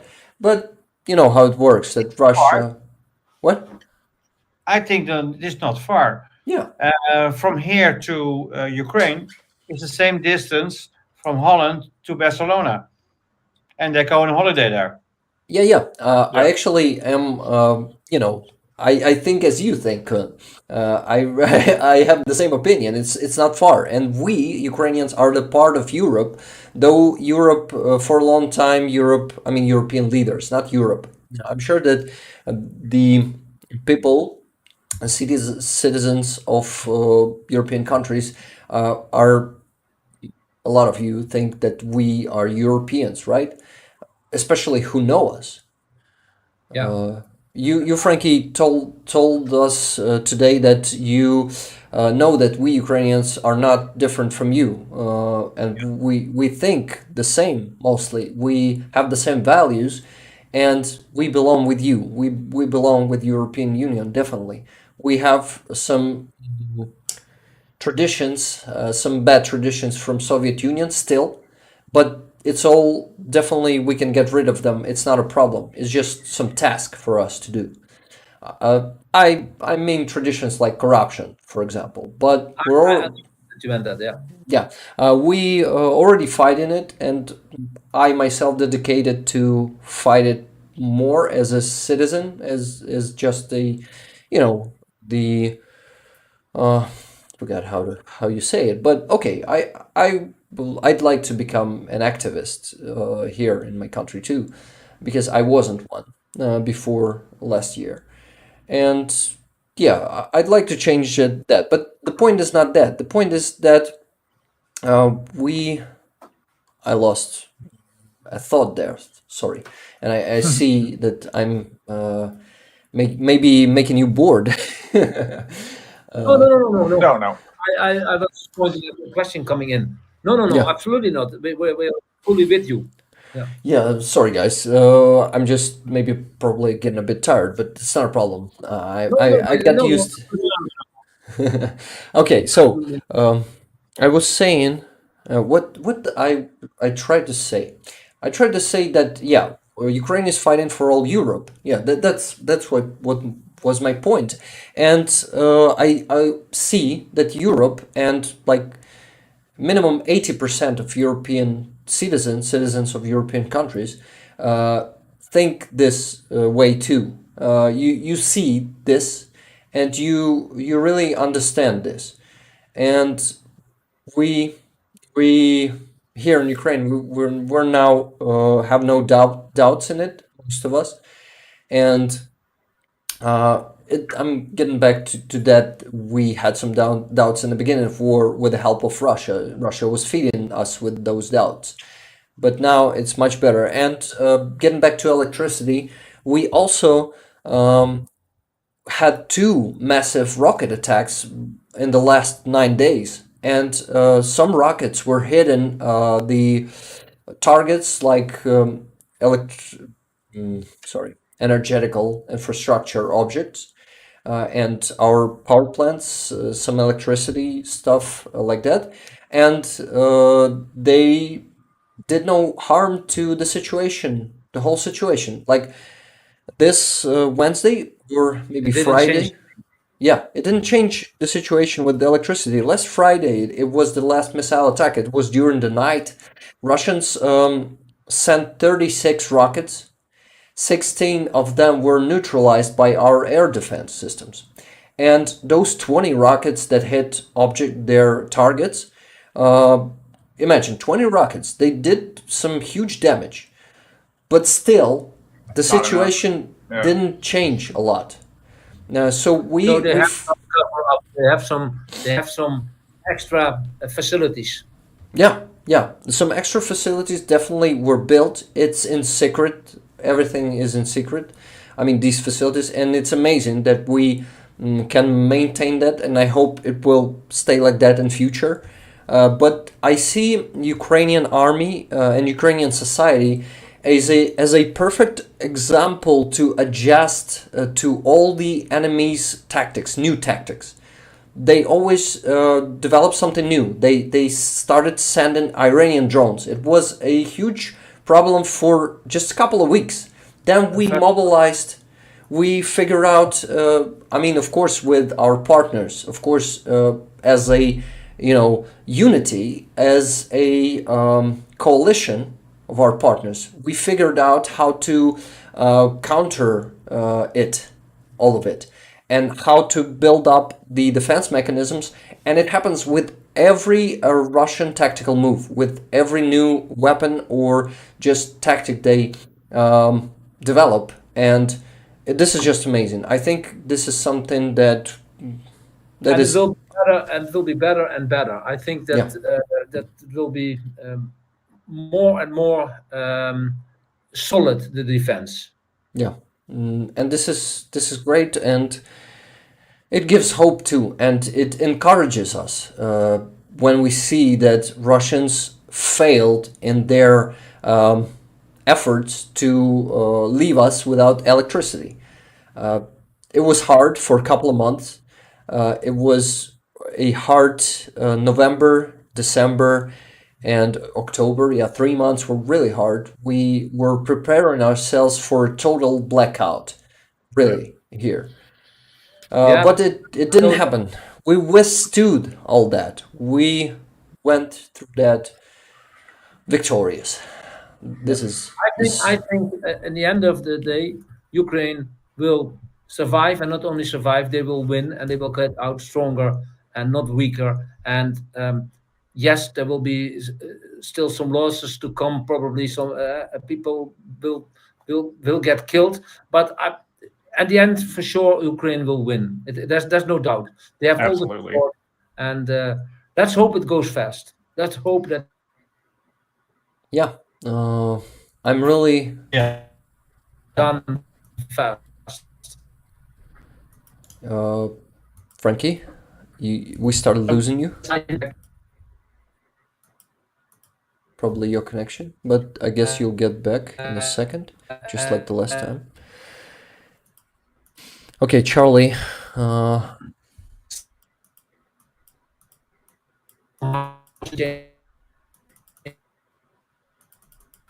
Charlie was saying. I don't think I don't see you're you back. through. People Could you repeat that, Frankie? You're kind of cutting out there. You may still be, but Yeah, but we gotta check. yeah. Long-range missiles and aircraft for Ukraine. Good to hear, Charlie. Better fight Russia's hordes at a distance. Therefore, I'm reading it backwards from the last message to the first. Therefore, it's unnecessary to fear the draft. They don't come around picking people off the street at random. You're talking about Ukraine, right? Yeah, he's talking about Ukraine. Yeah. Yopi was asking if you were worried about being drafted, or if you were expecting to be drafted. Me personally, yeah, Rick. Personally. Yeah. Okay, I can answer to that. Well, you see, I actually kind of, I won't say that I'm not afraid, because I'll be a liar to say that I'm not. And I'm not a liar. I'm pretty like open and fair person. And a straight person, and I want to say that that I only am afraid to die. That's the only thing that I'm afraid of, because I want to live. I love life, and there are so many things to still to do in life. And I'm just scared to be dead instantly, because even if you're not at the trenches themselves, there's a possibility that you will be hit somewhere in a headquarters or something like that. Of course, I'm sure that if I go to war, if I'm gonna be conscripted, I'll probably not go to the trenches. Definitely, they'll use me as maybe I'm gonna be a good press officer, right? What I'm doing is gave me great experience, and I'll probably be doing stuff like that. Or maybe I'm actually a good driver too. If they won't use my brain, they can use my driving skills. Yeah, so I'll probably be safer, much safer than people in the trenches, but I'm still like not prepared myself to volunteer to become a military. I also am really passionate about the work I'm currently doing, and I'd like to do it, like maximize it until I have time. A lot of influent people here in Ukraine, really smart people, really trustworthy. Like, I mean, some of our thinkers and also journalists who are trustworthy. They prepare us for that. Most of us, almost mostly men will go to war sooner or later, and they say to us that prepare. You better prepare, guys, because sooner or later you'll have to go. Millions of Russians will come to this land, and unfortunately, millions of Ukrainians will need to, will need to conscript and need to go to war. But I'm still not preparing. I'm still not learning how to shoot. I'm still not learning some medicine, and maybe it's a bad move from my side. Maybe it's a bad decision not to do it. But for now, I'm just trying to concentrate I see Frankie and Yep, you're back. Coen are back. So yes. Nice to see you guys again. But we cannot hear you on the stream. Just a second. I just need to add you here. Yes. Sorry about that. Probably the internet. Yeah, Yeah, we lost no worries. we lost your internet connection. Yeah, and just for new viewers, the technical hiccups are because Frankie and Coen are on hotel Wi-Fi, so they're Yeah, maybe some outages in our connection here. it's not the best for streams. Frankie, Coen, are you here? And we're lost him again. Damn. Dang. Let's hope their connection will restore. Yeah, we lost them again, but I'm gonna add them as soon as they try to come here again. Yeah, so Jopi or Yopi, what is the right version? I thought it was Yopi, but I definitely could be wrong about that. Could just be Jopi. Now you're in a doubt when I said Jopi, right? And harder sanctions on Russia and their friends, please. A lot of trade still happening, even from Netherlands and Germany. Yeah. Some companies that are still doing business with Russia is just a huge mistake. It's just terrible. Of course, we understand tech issues. Yeah, that's good. So, UPNL. So it's UP Netherlands. Yes, nice. Okay, cool. Or just NL, right? Because it's how you pronounce Netherlands there in Netherlands, right? I heard Frankie saying that. Okay, so to summarize what I was telling you about me being conscripted or go to war, Rick, do you Max Klimenko? You meant, do you know Max Klimenko? Maybe no. I probably, yeah. You meant do you know? Only 50% of German trade stopped. Yeah, that's crazy. Also, I saw Julian Krantz chatting today. Hi, Julian Krantz. We're glad to see you. Are you guys still looking for helping hands in Ukraine? Julian was asking, asking Franky and Coen, right? That if they need helping hands in Ukraine. Julian, if you're still there, please let us know. Were you asking Franky and Coen or me? Probably, because I'm in Ukraine too. Okay, so we lost guys. We hope they will join us soon. He's a Ukrainian YouTuber who went outside the Red Bull headquarters and protested. Wow, that's cool. Please share some videos with us or his channel. Charlie, thank you. Okay, guys. Here, guys. Julian, please tell us more about yourself. Are you from Ukraine? Because your question, I assume that from your question, you asked if we need some helping hands in Ukraine, or Franky and Coen need some helping hands. So maybe, please specify that. And what else? Oh, my head is spinning right now. Yeah, it's getting late for you, isn't it? It's what? I said it's getting late for you there. No, not yet. It's only 9 p.m. Oh, shit. Okay, yeah, that's early. Yeah, but I'm tired just because I'm overwhelmed with this stream. It's there's a lot going on. Yeah, it's extremely informative, super emotional, and pretty fast paced, I would say, right? Yeah, no, for sure. This has been an awesome one. It's really nice to meet Franky and Coen. Yeah. And I'm sure it's really nice for everybody watching the stream to meet them as well. Yeah, they're amazing guys, and absolutely. I'm really glad to meet them. And I'm really glad to meet all the Dutch people who came today. Guys, please subscribe. But I'm sure you already did. I'm 100% sure that most of you did. You're from Germany. Okay, so you want to come from Germany to help us. When you asked, do you need some helping hands? You meant that. Mushroom Money says, yeah, it's awesome. Please specify, Mushroom Money, what exactly is awesome? I think he means the stream, meeting Franky and Coen and everything, yeah. Oh, thank you. We also will ask you guys who still haven't give this video a like, the stream. Please give this a like. Currently we have 46 likes, but we can do more. Last time we did 60, I guess. So yeah, there's no limit. Yeah, keep them coming. Okay, Charlie started bragging with his German. Yeah, exactly. Look at this guy, multilingual. I love when you do it, Charlie. Keep bragging, please. Yeah.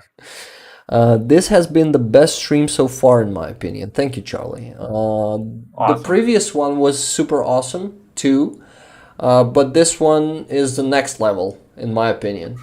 Yeah, it's really cool having guests on too. Got to do that more. Yeah, that's good. We will definitely gotta do more of that in future, and maybe some even like transform our platform. I mean, our channel to this. Hmm. But we just gotta see where it goes and how it Yeah, goes. for sure. Well, that's the thing is there's so many stories to be told, right? Yeah. So if we can give people a platform to tell their stories, why not? Yeah, you're right. I see Frankie is not messaging me on Telegram. We have most of our communication there. So maybe he has a total outage of, I mean, internet outage. Yeah, they could have lost their internet altogether. Okay, what should I ask him? I'm confused a bit.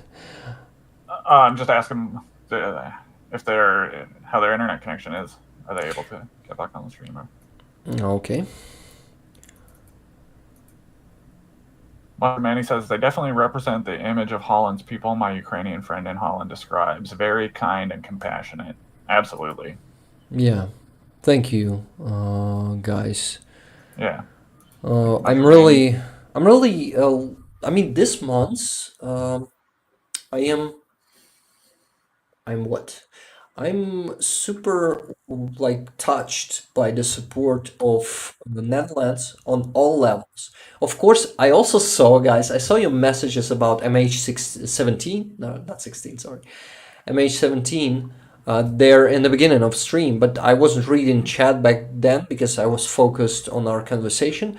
And yeah, of course, I know why Netherlands are so supportive to us because you guys know what Russia is since 2014. Almost all of you were definitely convinced and knew that Russia was the one who did it. Even though they blamed Ukraine, of course, as usual, they blame everyone in their actions, in their own actions. Okay, Franky and Coen, saying this is Franky, we can't get in. Okay, internet issue. Franky, is it an internet connection or you have some difficulties with the link? Maybe I can help you somehow. Paul Davidson, hi, glad to see you. Maybe you've been here already, but I missed your messages. And you're saying anyone watch the Aravosis report on YouTube? That would be a good next co-stream, Rick. Thank you. Can you please give the link to his channel or her channel? To their channel. Okay, that's the right way to pronounce it. Yeah, you got the blanket term now. Yeah, that's good. Yeah, if you could drop a link to the channel in the chat, and then we could check it out, that would be awesome. Thank you, Paul. Okay. We, the Dutch, are only nice in case of emergency. MH17 is a national trauma. Almost 200 Dutch died. Yeah, this is just a tragedy, not only for Netherlands, but for Ukraine too. I really feel. I mean, I cannot fully feel what the families of people who died in that accident feel, but I can imagine how big traumatizing it is for your country and for especially for the people who lost their families. Julian Kranz was saying to Charlie something in German. Ich komme aus Rheinland-Pfalz, but live in another Bundesland for work, study. How my German was, by the way.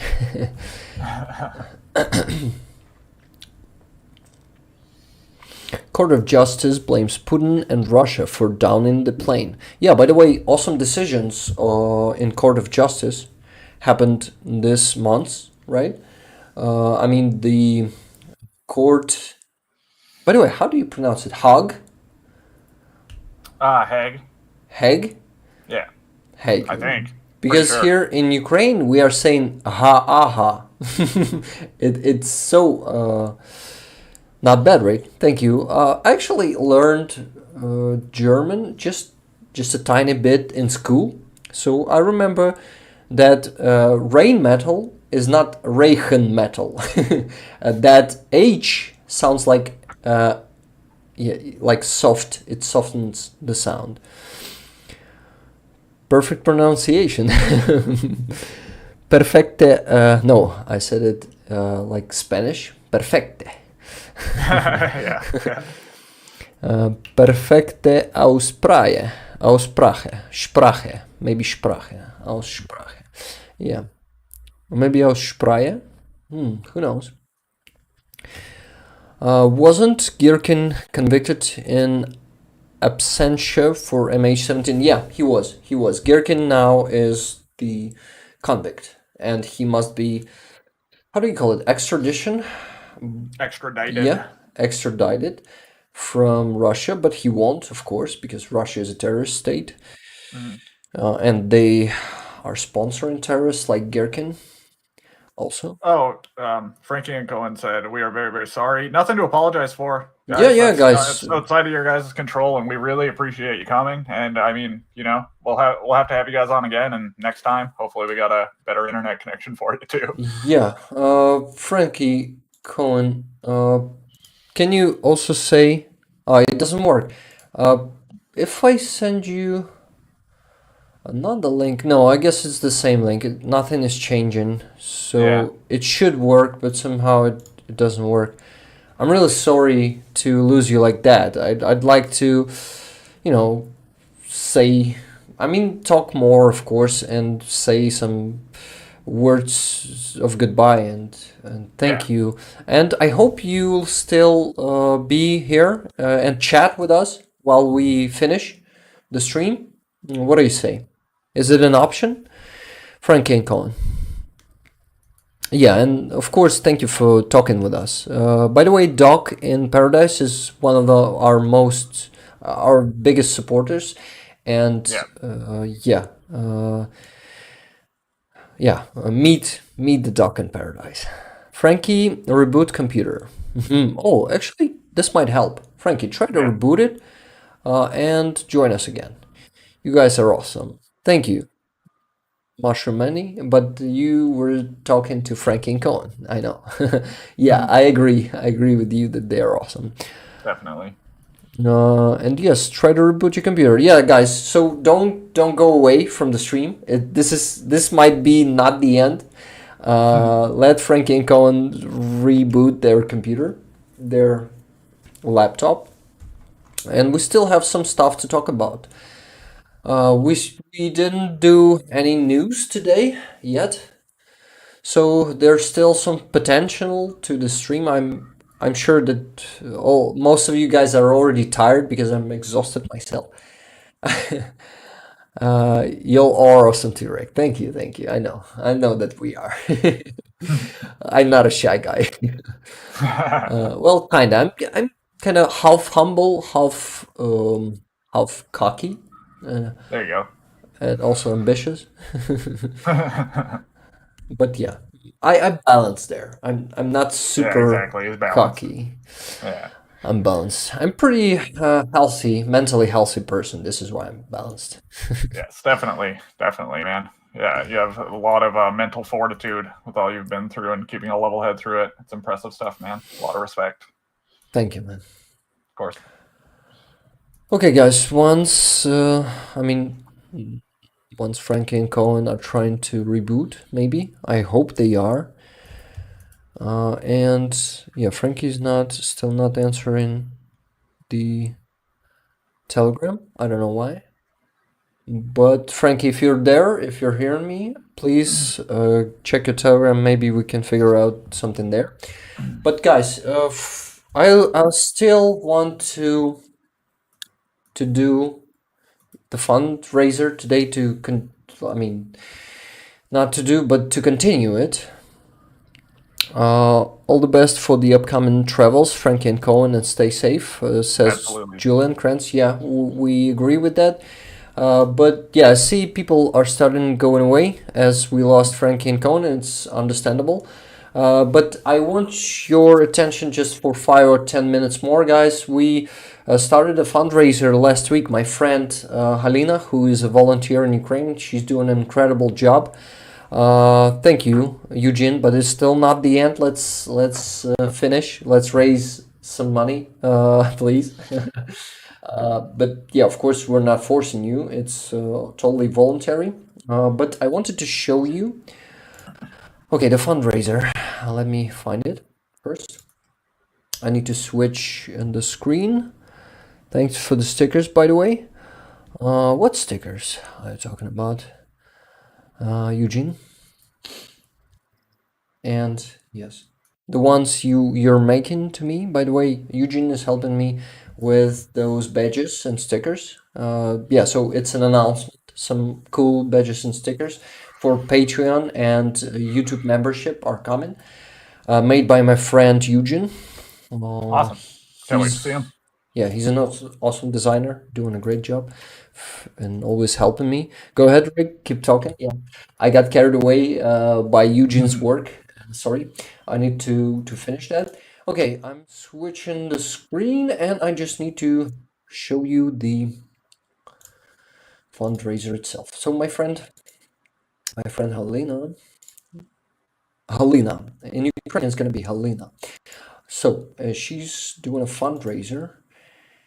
And I need to go to the, yeah, oh, you see it. You already see it. So we are raising funds together with her for this DJI Mavic 3 thermal drone, which is extremely needed in Bakhmut for the 36th Brigade, guys from 36th Brigade.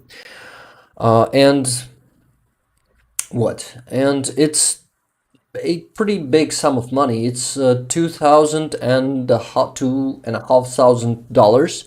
So it's yeah, you see the price in here, 5,040 or $498.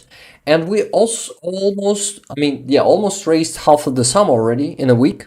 So it's going, it's great. So, and I also see Franky and Coen were saying we also tried a hotspot from my phone, but we can't get through. Damn it! Have you restarted your laptop? Yeah, sorry, forgetting the words again. Frankie, have you? They said we tried all. We tried all. Oh, sorry to Okay. hear Well, that. thank you so much for joining us today, guys. It was Thank really, you. really amazing to, hear your story and just to, see what you guys are doing. And yeah, you have our full support, that's for sure. And, Ukraine's happy to have your guys' support. Yeah, guys, Amazing stuff. I want to thank you again. I also want to tell you again that I'm happy to meet you guys. I'm happy to have new friends. I'm happy that we had this amazing conversation today that I think cleared a lot of things also and brought to us some amazing stories that you've told us. And yeah, it's definitely something to continue, or will we look forward? It's an awesome phrase to do more streams like this one with you, and yeah, and help Ukraine to win this war. I hope you stay with us as viewers till the end of the stream. We're gonna try to finally do this fundraiser right now. So in that case, last resort is contracting hotel lobby. Contacting, yeah, says UP NL. And yes, I was talking about fundraiser, and yeah, this drone is pretty expensive. So we appreciate all the donations because small donations, if there are many of them, like $1 or maybe half a bucks, this could be already something. So Yeah, you see, it all adds up. yeah, you see the goal here is 220,000 hryvnias, and we already gathered 87,000. So here's the link. I'm gonna post it. I mean, it is in the description already. If you can follow the description to get there. and I also will type it in the chat. So you guys, if you won't be able, if you wish to donate and you won't be able to donate by this link, you can use my PayPal, and I'm gonna send those money from my PayPal directly to this link right away, right here on the stream. So it's all transparent. You'll be able to see how the money goes there.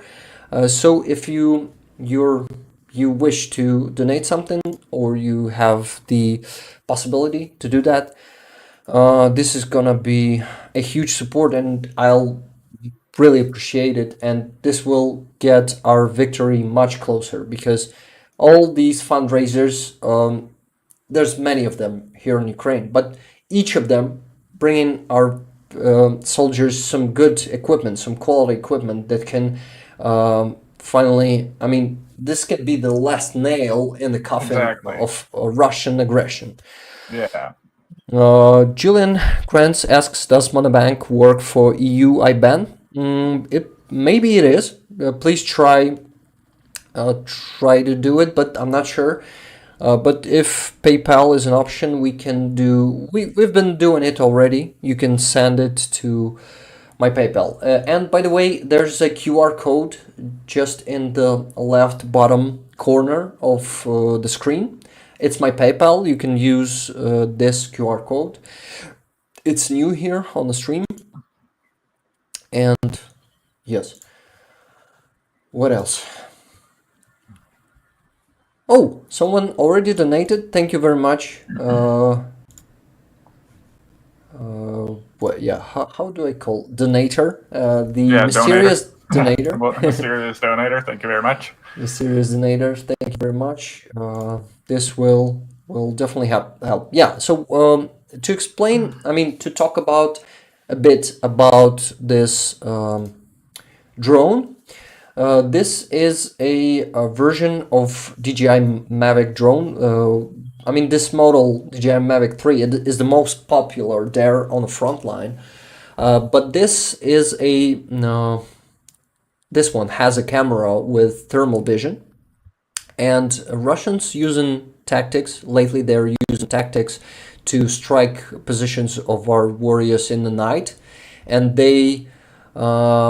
I mean, so our soldiers need to have those eyes in the sky that see in the night to be able to stop Russians, and also to call some artillery on Russians, and yeah, all that stuff that need to help them to see, and to also prevent Russians from getting closer to their positions unseen. When you have that bird flying over your sector, over your area of responsibility, you can see them even in the night with a birdie like this one.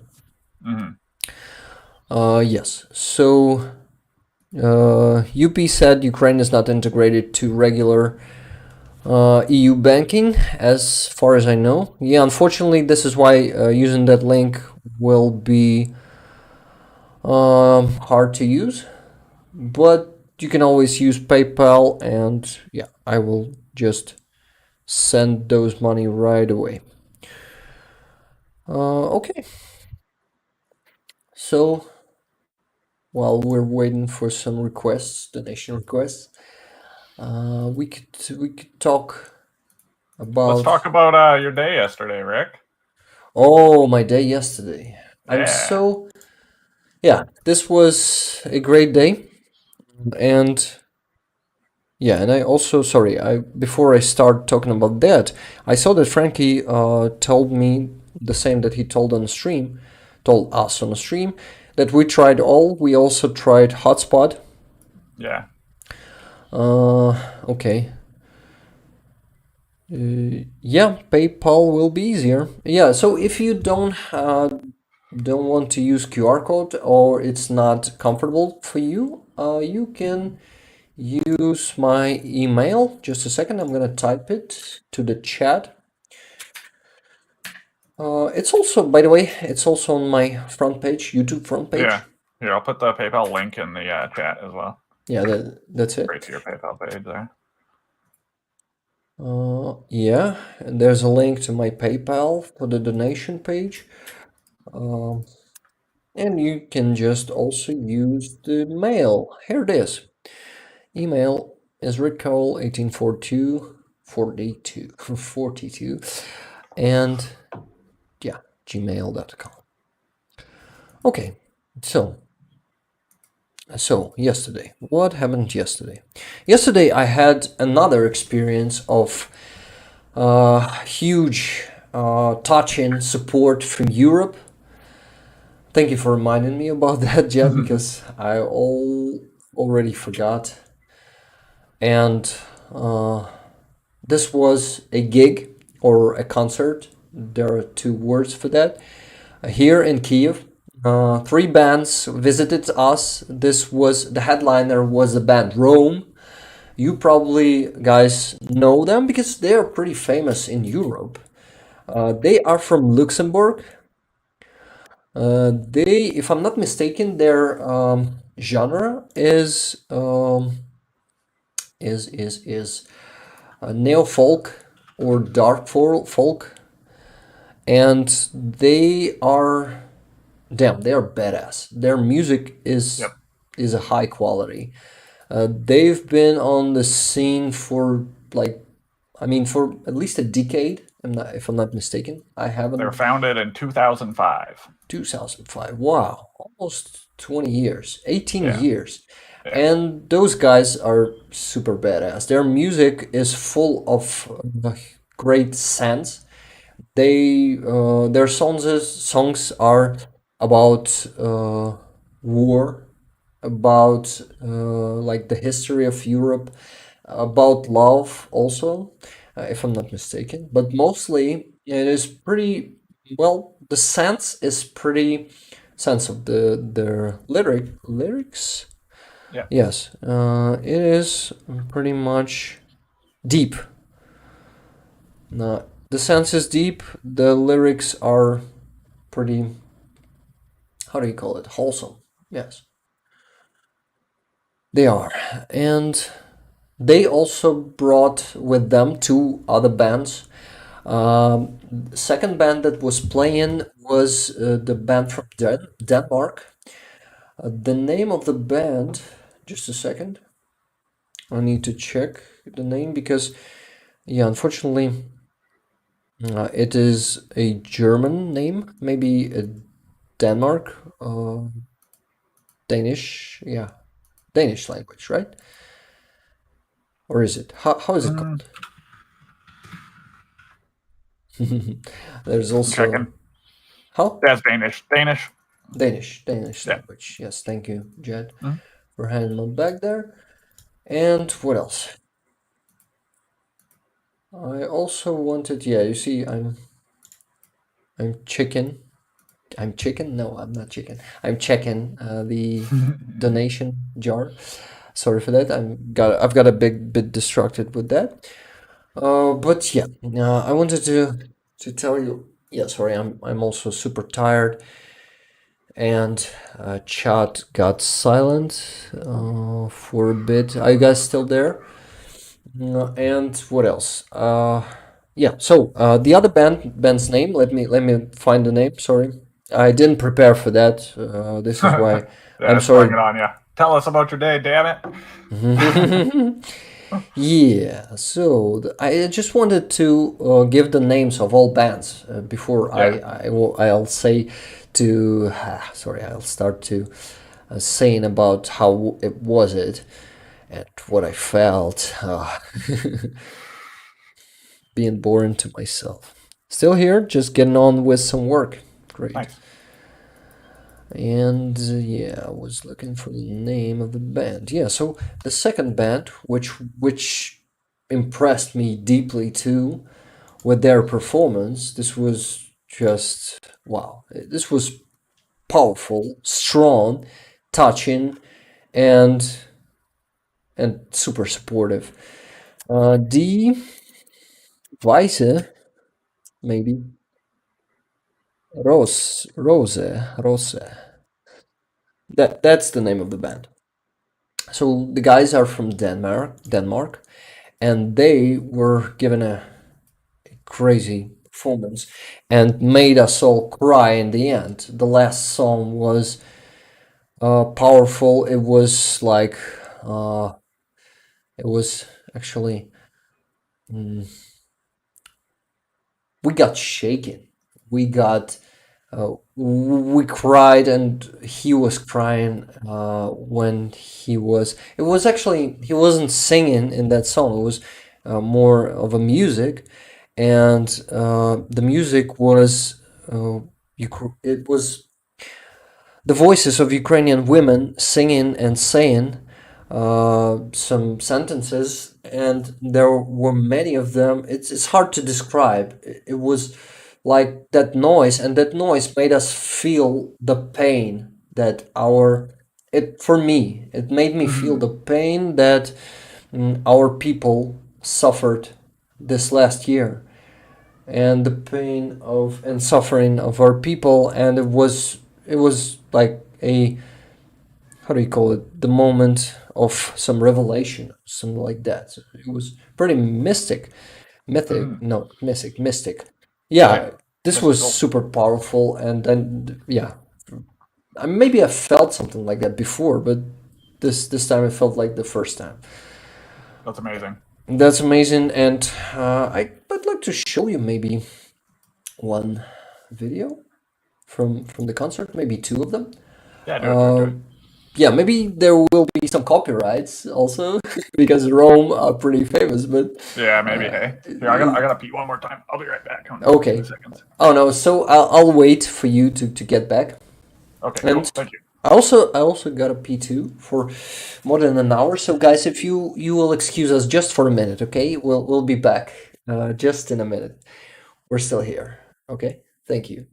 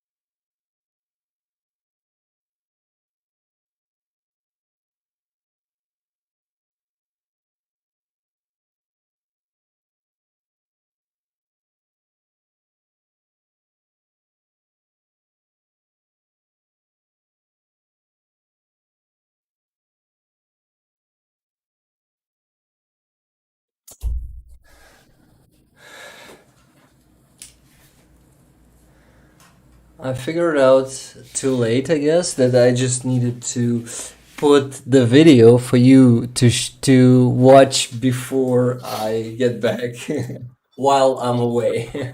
Oh yeah, So that would have been a good idea. But yeah, it's coming to me too late. Oops. Yeah, oops. But that's an experience, and next time I'll be able to do it the right way, right? Yeah. Okay, guys. You were actually talking about Rome, if I'm not mistaken. Were you still here? Processing photos on this morning's dive. So just listening. Okay. I would love to see those photos. Yeah, I would love to see them too. Join the Discord. Maybe you'll show us there. Yeah, you can Show share them them there. Jim Gobbets. Okay, what else? What else did I miss? You're welcome to join the Discord. Yeah, Charlie said the same. Start with snow crane, then take a dive course, or come down, and we'll get you a basic cert in a day in the pool, and you can do real dives the next day. Nice. That's really cool. That's how it works. Yeah. Yeah, I've done snorkeling before, but I've never dived with all the gear and stuff like that. It seems like it'd be really fun. Yeah, same shit. I've never done that too, and I would love to. Yeah. Okay, so I wanted to show you the video from yesterday's concert. By the way, Franky and Coen, are you still in the chat? Yeah, I need to ask them after I turn the video on. Rick, come on, think. Don't waste time. Okay, Rick was messaging Rick. Yeah, he didn't do it the right way, so I didn't send the video. Okay, actually what? Actually, Frankie tried to donate some money on to PayPal. I mean, and there's a problem. PayPal told him diese betaling kan wegens regelgeving helaas niet worden voltooid. Maybe you guys who speak Dutch will tell us about it. I mean, translate. Thank you. But what? Yeah. I'll ask Frankie just a second. I'll ask Frankie to use my not the link, but my email. Oh yeah, maybe it is just the link that's giving him issues. Yeah.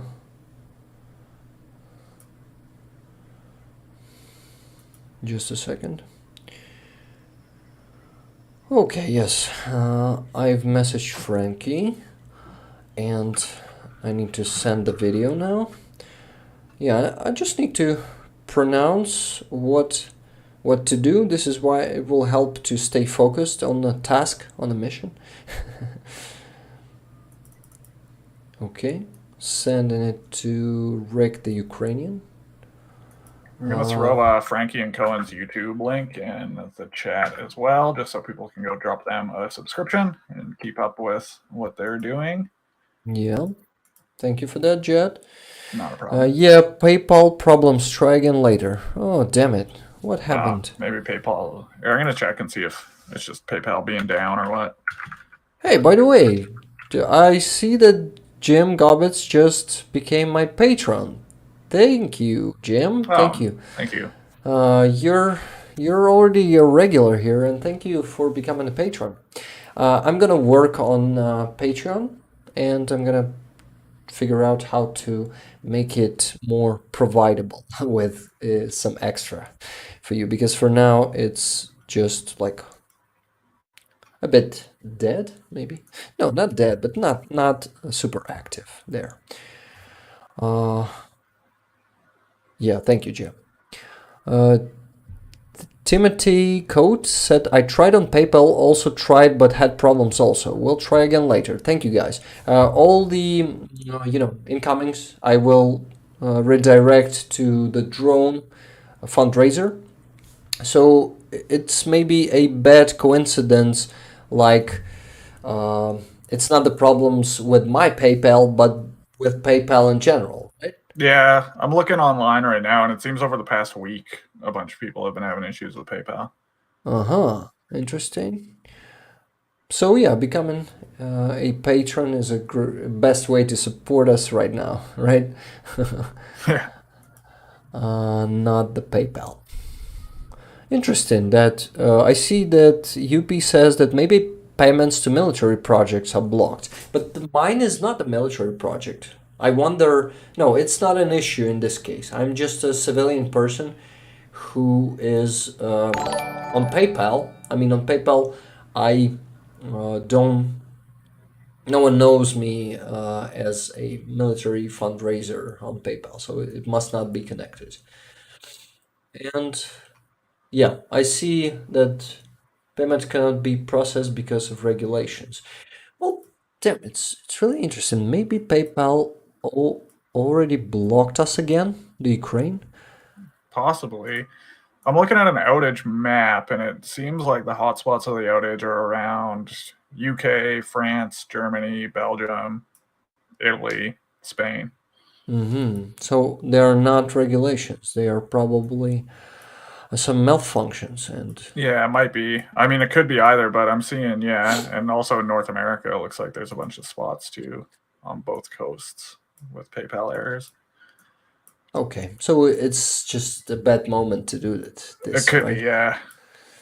Then I need to figure out some other way to raise funds. By the way, there's an option. Where Well, if people use the Monobank link and then go through their Google Pay, that's one way around it, because Google Pay kind of circumvents the international banking nonsense that you might run into.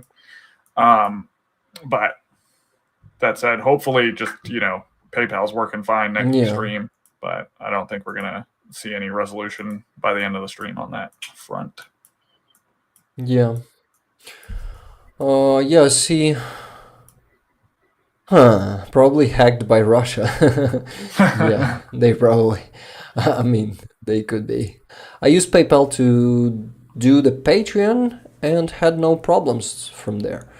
Yeah, I guess because I didn't connect my PayPal directly to the Patreon. So you sent to my Patreon account. Yeah, because that's also a different PayPal function than peer-to-peer. Like peer-to-peer works on a different network than online checkout. And online checkout is essentially what you're doing when you're subscribing to like Patreon or whatever. If you're using PayPal to buy something online, it's just the online checkout rather than the peer-to-peer.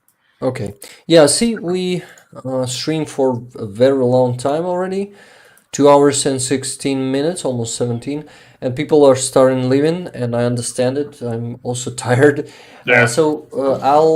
I need to show you that video real quick. I mean, finally, sorry. Yeah.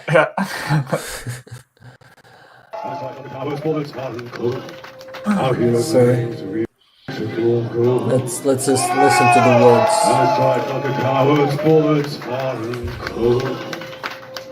Our heroes' names wield bright like swords, and none have ever fallen here for naught. They will take more than a madman's murdering force. Let them meet the wrath of this Zion youth, and the blood shall be our bright new dawn's doom. For we will rebuild all this anew. Shine to golden fields, bright sun, bright sun, swallow the rain. Shine to golden fields, bright sun, their treacherous words, they are like faithful ghosts, and they hide in the hills of night and seek my bones. And I strike like a coward's bullets far and close. We'll march them back to choke on the many lies they invoke. Follow the night, shines the golden fields, bright sun, brightest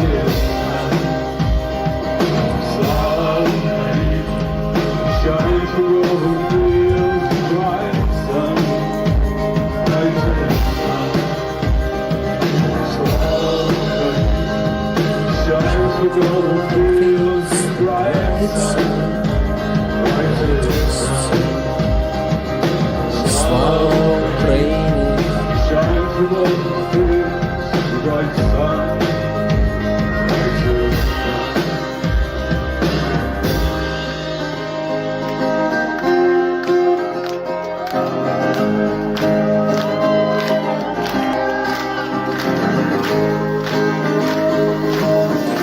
There was a big crowd yesterday. Settle there, Ukraine. That club was definitely too small for such a crowd. Brighter sun. Shine through all the fields, the bright sun, brighter sun. Maybe I'm showing you this video for too long, but I just want you to hear this song fully Oh yeah. and to kind of be there. Yeah, he also said Heroem Slava. This was amazing. Thank you so much.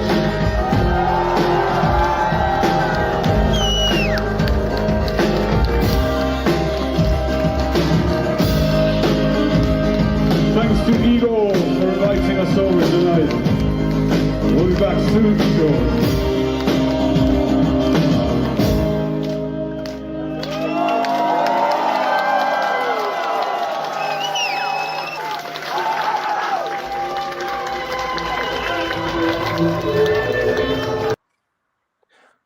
Yeah, that's ended, and we lost more people, but this was worth it, definitely. That was awesome. I wish I was there. Yeah. For those who left, guys, I want to ask you if you enjoyed that and what do you think about that? Charlie United is the only way. Video is nice. Thank you. Thank you, UP. The people of Ukraine are more united than ever before. Yeah, definitely. And yesterday we felt united with Europe too, because guys brought us some songs about Ukraine, about our resistance. One of their songs, it was presented yesterday, was called Yellow and Blue. And there were words from Zelensky quoted in that song. Yeah. We don't need a right, we need an ammunition. So, yeah, this was epic. And I would love to tell you more about this. And I also see, maybe I don't, let me check. Do I see? Yeah, I see no comments in here. How it works. Okay. I fly your flag from my roof. What do you mean Awesome. by that, UP? I'm assuming UP means they have a Ukrainian flag on their roof. Oh, cool. Because I fly your flag. I fly is a bit confusing. Oh But yeah. That's it makes that's what sense. we call it here too, is a flying a Yeah. flag. Flying Yeah. flag. Oh, cool. Yeah. So Yeah. I learned something new again. Okay. I see some people got back. Nice. Cannot show picture, unfortunately, and PayPal link is not working because I think I added it in the wrong way. Added it and not fully, and part of it is not being showed. Yeah, this is crazy. Technical difficulties. Maybe that's the reason. Let's see. Let me try. Yeah, somehow it's probably not working here. Do you guys, is it working? I can open the link just fine, like from the YouTube description. But QR code. Oh, the Yeah. QR code. Let me try Oh, that. it worked. But just now after I change it, yeah, UB says yes I do. Yeah, it works. It works just fine now. But maybe before that it was working. Okay, but yeah, we had some other technical difficulties with PayPal not letting people send money because there are regulations, some mysterious regulations. Yeah. Okay, but whatever. Maybe next time we're gonna Yeah. be Hopefully lucky. we get it sorted out for next stream anyway. Yeah, hopefully. Okay, there were also some news. But you guys, how do you feel? Those 16 people who's still watching.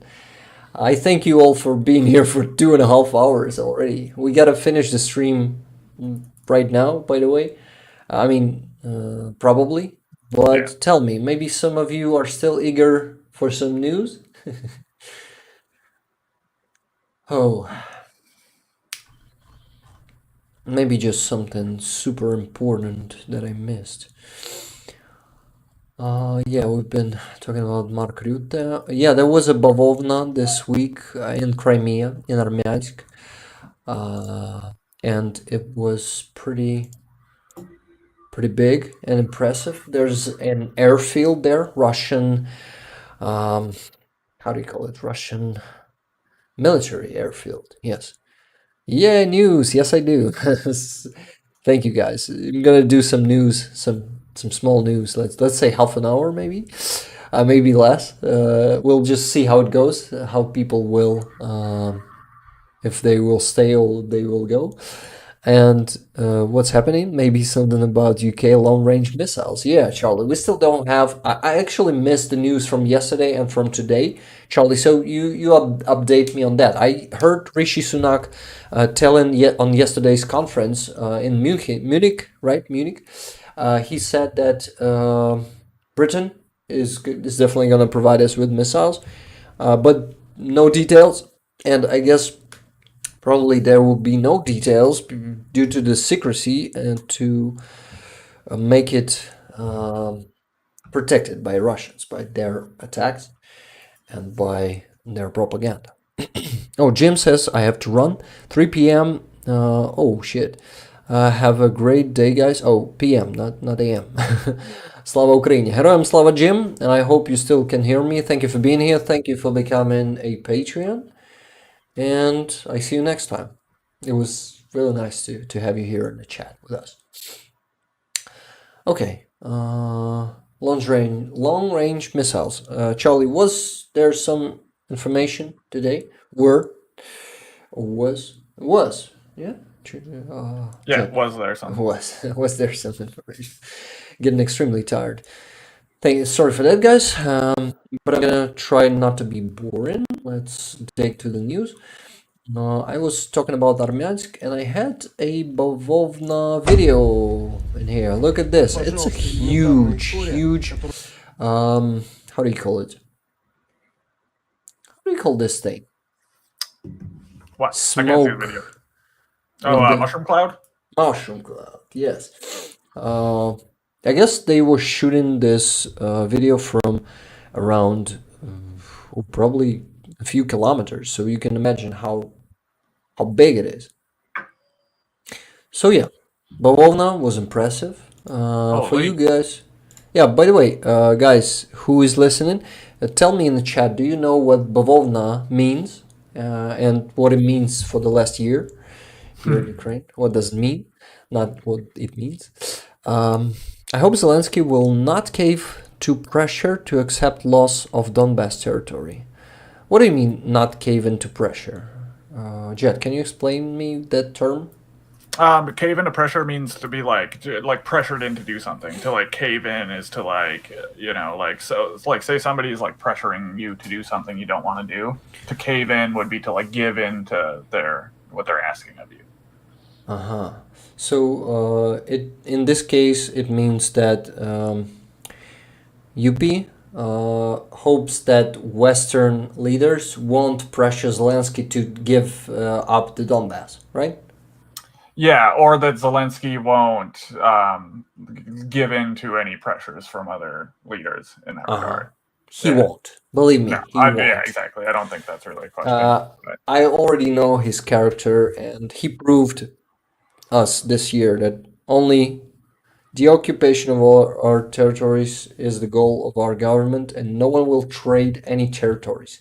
It's only a full victory, full deoccupation, full liberation, and full destruction of Russian army in Ukraine. 97% of Russian army, it was said by, I guess, or neither, oh no, not neither, either the Pentagon or the British intelligence. It was said that 97% of Russian troops are here in Ukraine. So if their army will lose in here in Ukraine, they won't have any army at all. I mean, if it's going to be destroyed, of course, it can lose by leaving our territories. But me personally, I hope they will all be destroyed in here, because if they won't, they will gather their powers again and come here in a few years and invade us again. Crimea, Krim, yes, we call it Krim, and the people who live there, the nation is called Krymli. It's something hard to pronounce by English-speaking people, right? Jed, can you pronounce Krymli? No. Yeah, it's totally impossible. It's totally impossible. I would try, but yeah, I Yeah. can already tell you it's not going to go well. So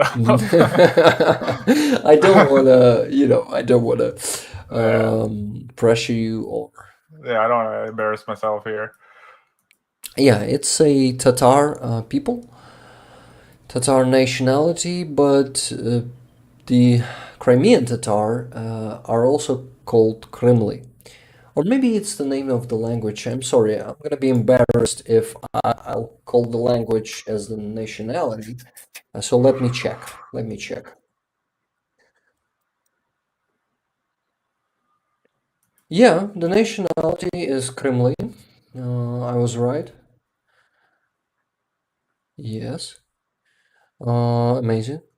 I wasn't mistaken. Nice. Very nice. My conscience is clear. Yupi says, I hope so. Rex, many say Ukraine must compromise. I see that the goal of the coalition of 51 country, the Rammstein, so-called Rammstein coalition, it is dedicated, and they all say and give statements that they are dedicated to the occupation of all of our territories, and the compromise is a Russian narrative which is pushed by all those helpful idiots in Western press and also like clearly Russian agents in press and politics. There's always a small percentage. Even in U.S. Congress, there are those Trumpists who say that we're Nazis and stuff like that. Yep. There's always gonna be some marginal percentage of those.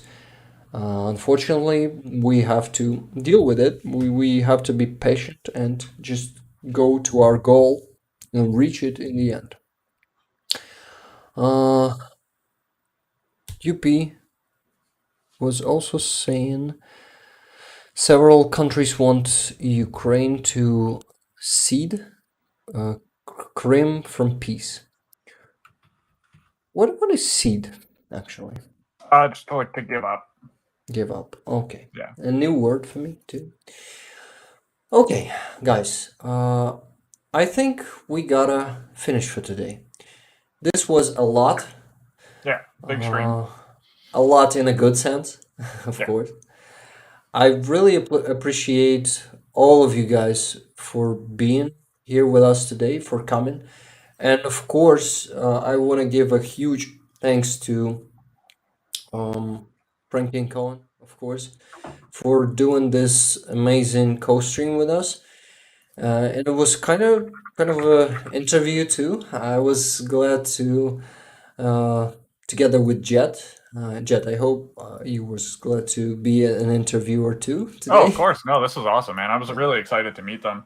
I did a little bit of in the time I had, I did a little bit of research just to figure out who they were before I jumped on stream and stuff. And yeah, I was really excited to meet them, and it was really cool just to hear from them and how it all started and how they, plan to continue with their journey, man. It's awesome. And I don't know, man, like just the support from everybody is really amazing. And the sacrifice, that's one thing I wanted to ask them about too, is like, which maybe on the next stream we can talk about it. But because obviously sacrifices have to be made to drop everything you're doing and go on a humanitarian mission, and that's huge. And it's a lot to sacrifice your daily life to support others. It's a really amazing thing.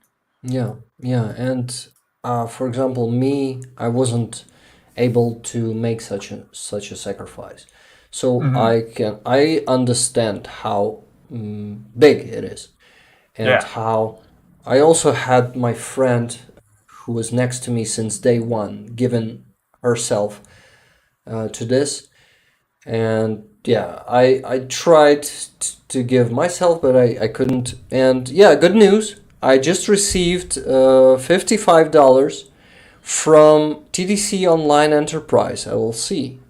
Who was that, guys?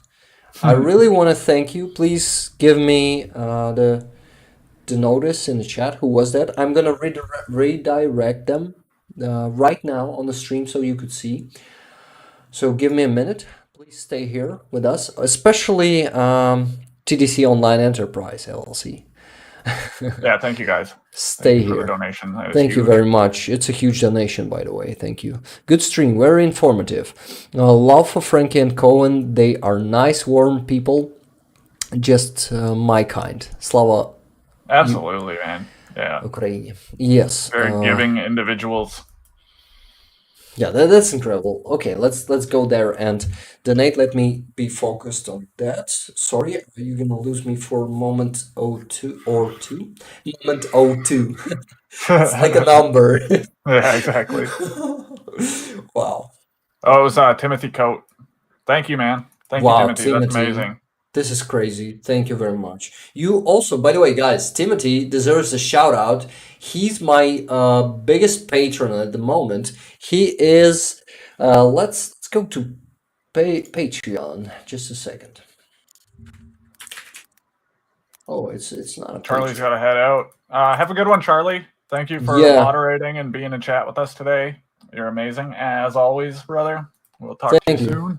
Thank you so much, Charlie, for being here. Yeah, you're amazing. All that Jed said, I'm definitely joining that.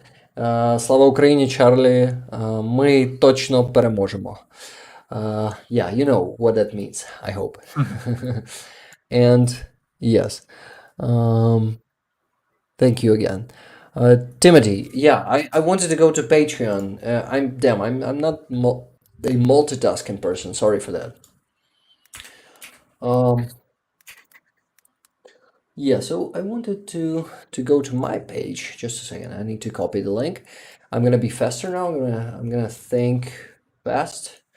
Yes, it was copied here.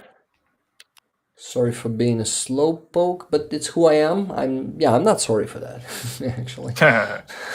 It's who I am. It's just part of me. Yeah, you don't apologize for being yourself. Yeah, thank you. Oh, tiredness. Sorry. And it's not working. The link is not working. I don't know why. Maybe I just gotta find myself there. I go to the Patreon. And thank you, Zoltar. Yeah, what Zoltar said. Said Slava Ukraine, take care and be safe. Yeah, thank you, Zoltar. Thank you for coming today. Thank you for being with us, being in the chat. Oh, Crabwalker says nice stream. Thank you very much, Crabwalker. Thank you for being with us too. So James Wheatley says Ukraine should come to agreement, but that doesn't mean by any means that the political machines will support or allow any compromise, but any life lost is a tragedy, and with that these people would be.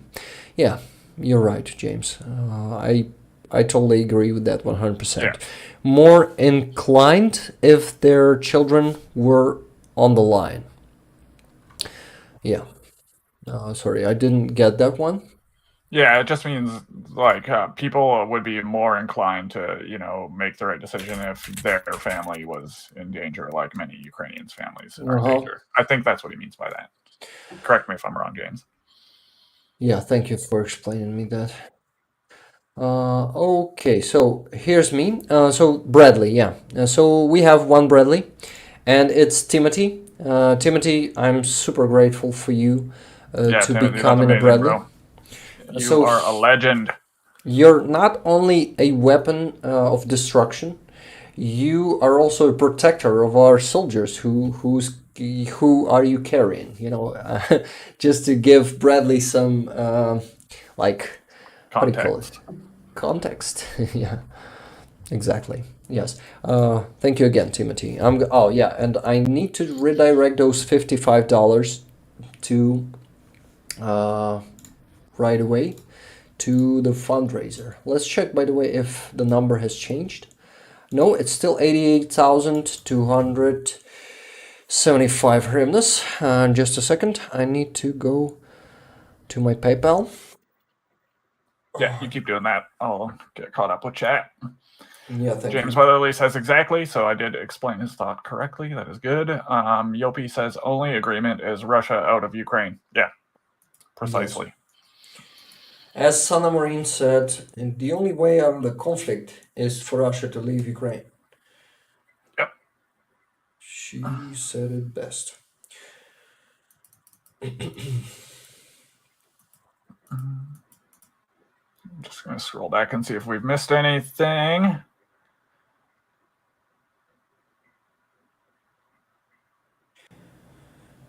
Okay, I'm almost there.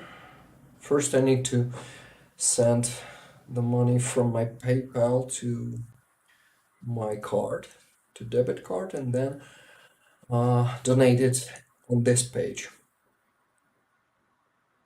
So, just a second, guys. Timothy Coates says, do not worry. Y'all are great. Proud French Canadian American. Always will support our brothers in Ukraine. That's cool. I'm Canadian too, Timothy. Yeah. So, shouts out. Thank you so much, Timothy. You've been a huge support for the last, I don't know how many streams. You're awesome. Yeah. Always happy to have you here. We're happy to have you here. Okay, next.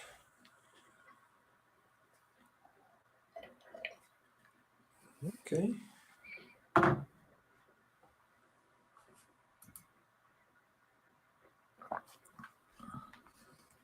Okay, it's gonna be 2011 hryvnias. Wow, that's a lot.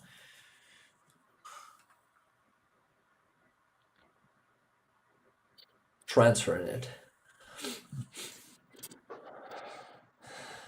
James Weasley was saying, and the same is said for our country, the USA. We need to support strong people that project power and firm decision. NA. By the way, what does NA means? Making? Decision making. Yeah, I see it. Oh, okay, yeah. Yeah, it was corrected. Got you. Yeah, got you. Okay. Yeah, I definitely agree, James. Definitely agree. Yeah, me too. Okay, so I'm donating right away. Mono? Yes, nice. 2011 hryvnias. By the way, in Ukrainian it's hryvnia. So when I'm saying hryvnias, I'm kind of saying it like an American or a European guy. Okay, 2011. Oh, by the way, I want to add my donation too. So it's gonna be not 2011, but 211. I'm gonna add 200 from myself. It's not much, but it's still a donation, right? All adds up. It's not much, but it's honest work. Yeah, Mushroom Manny says just sent PayPal dono for the fund as well. Just send PayPal. Okay. Yeah, I see it. Paul Davison says PayPal working now. Amazing. Possibly, but try. If it doesn't work, it doesn't work. There have been issues with PayPal over the past week. Yeah, but just let me see. I think I got the next donation. Wow, 15 bucks from, should I say a name? Mushroom. Let's say just the first name, Yeah, right? just use or just use their YouTube name if you know it's from them, right? Yeah, Specify by how they are in chat. yeah. Is it from you, Mushroom? 15 bucks. If you want to say how much you sent, of course. I know that some people don't want to say how much money they sent,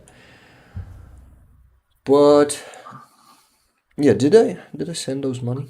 Yeah, I sent it. Let's update the page to see if 88,000 will change to 90,000. 90, yes. So 2,200 hryvnias were added from me and no, of course not from me and Timothy, from Timothy and me, because Timothy was the yeah, it was a huge donation. Thank you very much again, Timothy. This will help a lot. Okay, Mushroom says, and send as a friend. Otherwise, you. Okay, so it's working through the email as like a friend, like Okay, sending got as a it. friend. Got But it. the link, donation link, is currently not working. It's still not working. Okay, otherwise you get the error about like regulations. I got the error if I followed the link above. So the link is a problem. You just need to use my email, right? Yeah, just use the email address. Did you say Michelle? Is that me? I've been trying for a few minutes, once $5, once $10. No, it was not Michelle, sorry, it was Kevin. Yeah, I'm gonna say the first name. It was just Kevin. Not just, it was Kevin. Okay, I'll try the other way. Thank you so much, guys, for trying, for giving it another try or two or more. I really appreciate that. We both really appreciate that. And my friend who's gathering, who's fundraising, really appreciates that too. So I need to send those $15 now. Just a second. I'm gonna do it right now. I just Yeah, I dropped guess. the email address in the chat too, if anybody Thank you, needs man. that. Yeah, not a problem. Okay, send in $15 now.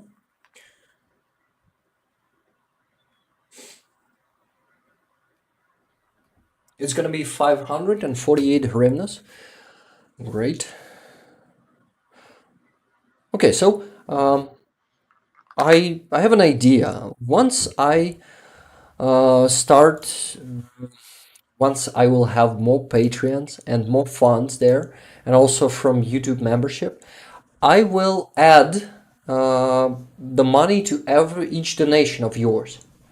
I will add some, just like this time when I added 200 to Timothy's 2000. I will just, how do you call it?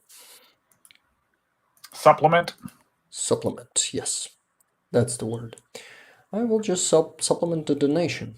Okay, I received those 548 hryvnias. Now let's go there again to the donation page. Yes, so yeah, I didn't, yeah, I gotta paste it in here first for you guys to see. Yeah, I didn't do it last time, but you saw the sum change. I just want it to be transparent, guys. Yeah, that's why we do it all on stream, just so you guys know it's going where you want it to, or where it's intended to be. Yeah, guys. Okay, so it must be around 91,000 after I do this one. Yeah, 548, it's been pasted there. Great. Done. Almost done.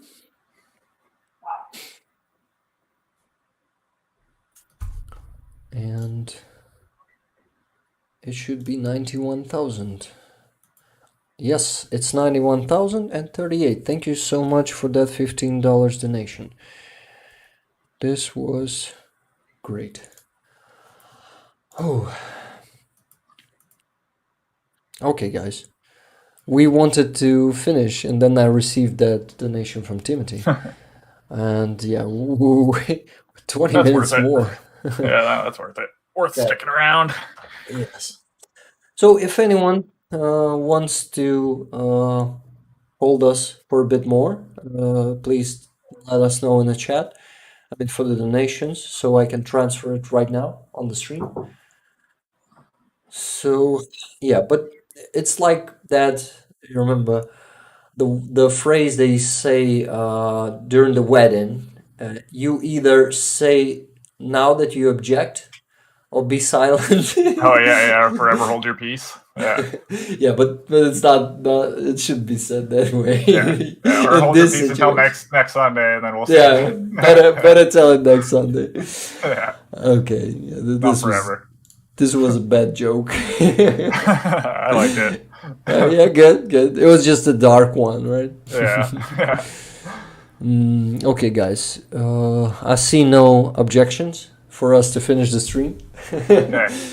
So I'd like to really thank you for being here with us today. Yeah, thank you guys, everybody. It's an amazing one. Yeah, Really cool stream today.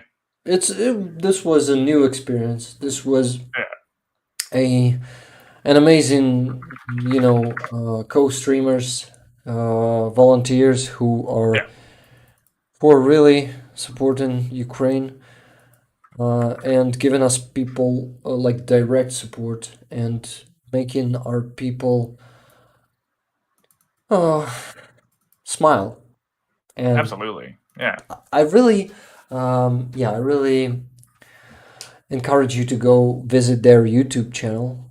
Yeah, I just pasted a link for their website and their YouTube channel in the chat. So if you guys want to, bookmark their website, subscribe to their YouTube, that would be awesome. Yeah, They would really appreciate it.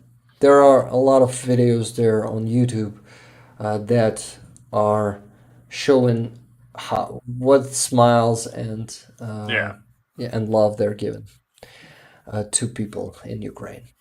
Thank you, Yupi, for being super active in the chat today. Yeah, thank you, Paul. Thank you, Yupi. Thank you, Manny. Thank you, James. Thank you, Timothy. Oh, Riga. Glad to see you. Evening all, sorry I'm late to the party. Yeah, this was a super interesting stream. Watch the recording if you have time. This is gonna worth it. Definitely. Yeah.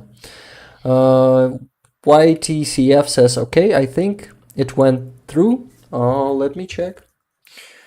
I still don't see. You mean it went through the PayPal or maybe in Monobank? Let me check.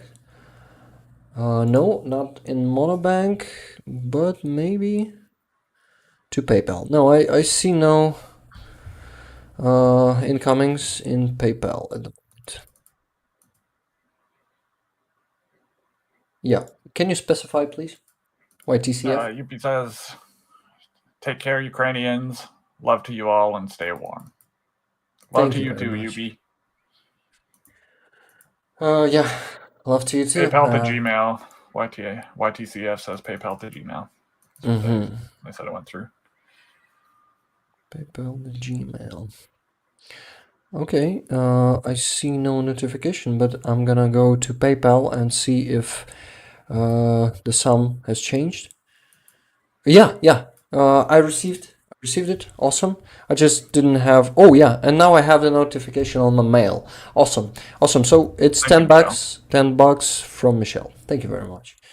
This is just amazing. And I guess it is even more than 10 because let me check.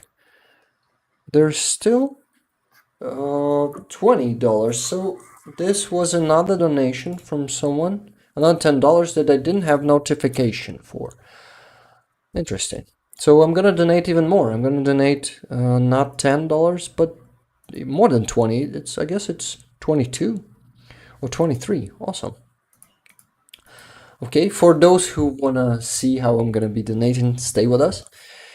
We're staying here for the right cause, and for those who wants to go, thank you guys. See you next week. I see people started going away. Yeah. and it's a good thing too, because people are tired and they gotta rest. And UP, also, if you're still there, really nice to meet you, and I'm sure that we're gonna see you next week, right? Okay, so let me check how much I need to check the PayPal. Paul Davison, pardon me, says done. Just had to update their PayPal app, so you should be getting one from them as well. Okay, great. I'm gonna check that one too. So it's awesome content. Thank you, gentlemen. You're course. very welcome. Thank you for being. Thank you for being here, yeah, and supporting us. I also, by the way, YTCF, we see you here not for the first time, so thank you so much for the support. Mm-hmm. And okay, so bills. Also am trying to. Yeah, I can also see recent activity. Yeah, Paul sent us money. Yeah, awesome. It was 11:44 from Paul. Thank you so much. You guys are actually giving some pretty generous donations here. Thank you. I mean, even $1 is amazing, but given $10 it feels like very generous donation to me. Absolutely, it is generous. It's amazing. Thank you, guys. Riga says, unfortunately, it says I can't donate due to regulations. Yes, that's if you try the link, that'll happen. But if you manually do it as if you're sending to a friend and use Rick's email address, it should work. We'll paste that in the chat again, too. It's that Gmail address right there that I just posted. Yeah, so there's a problem with my link. Okay, I got it. Yeah. Maybe because this link refers to me as Ukrainian, and to receive donations, they probably done something like that. So, okay, I'm gonna figure it out. I have several other options. For example, Streamlabs offering their own donation through PayPal. So maybe that link will work. I'll get prepared. We'll figure something out for next stream. Yeah, for the next stream, definitely. Those regulations are really screwing you up, I see. Yeah, this time. This time, definitely. But last time we had no problems because we were using only email. I just made this link to simplify the process, to make it more comfortable for the people. But it seems there was a mistake. More complicated. And we should have stay at the regular way for donations. Okay, so it's gonna be $21.44. Just let me transfer it. Okie dokie.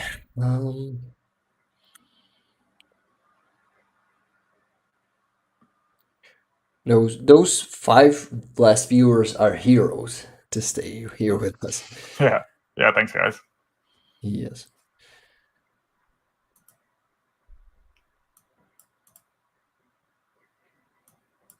Ideal. Interesting.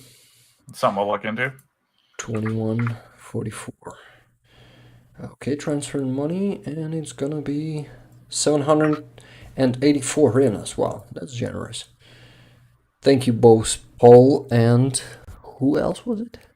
YCTF. Yes, thank you guys. Yeah. It's your donations summed up.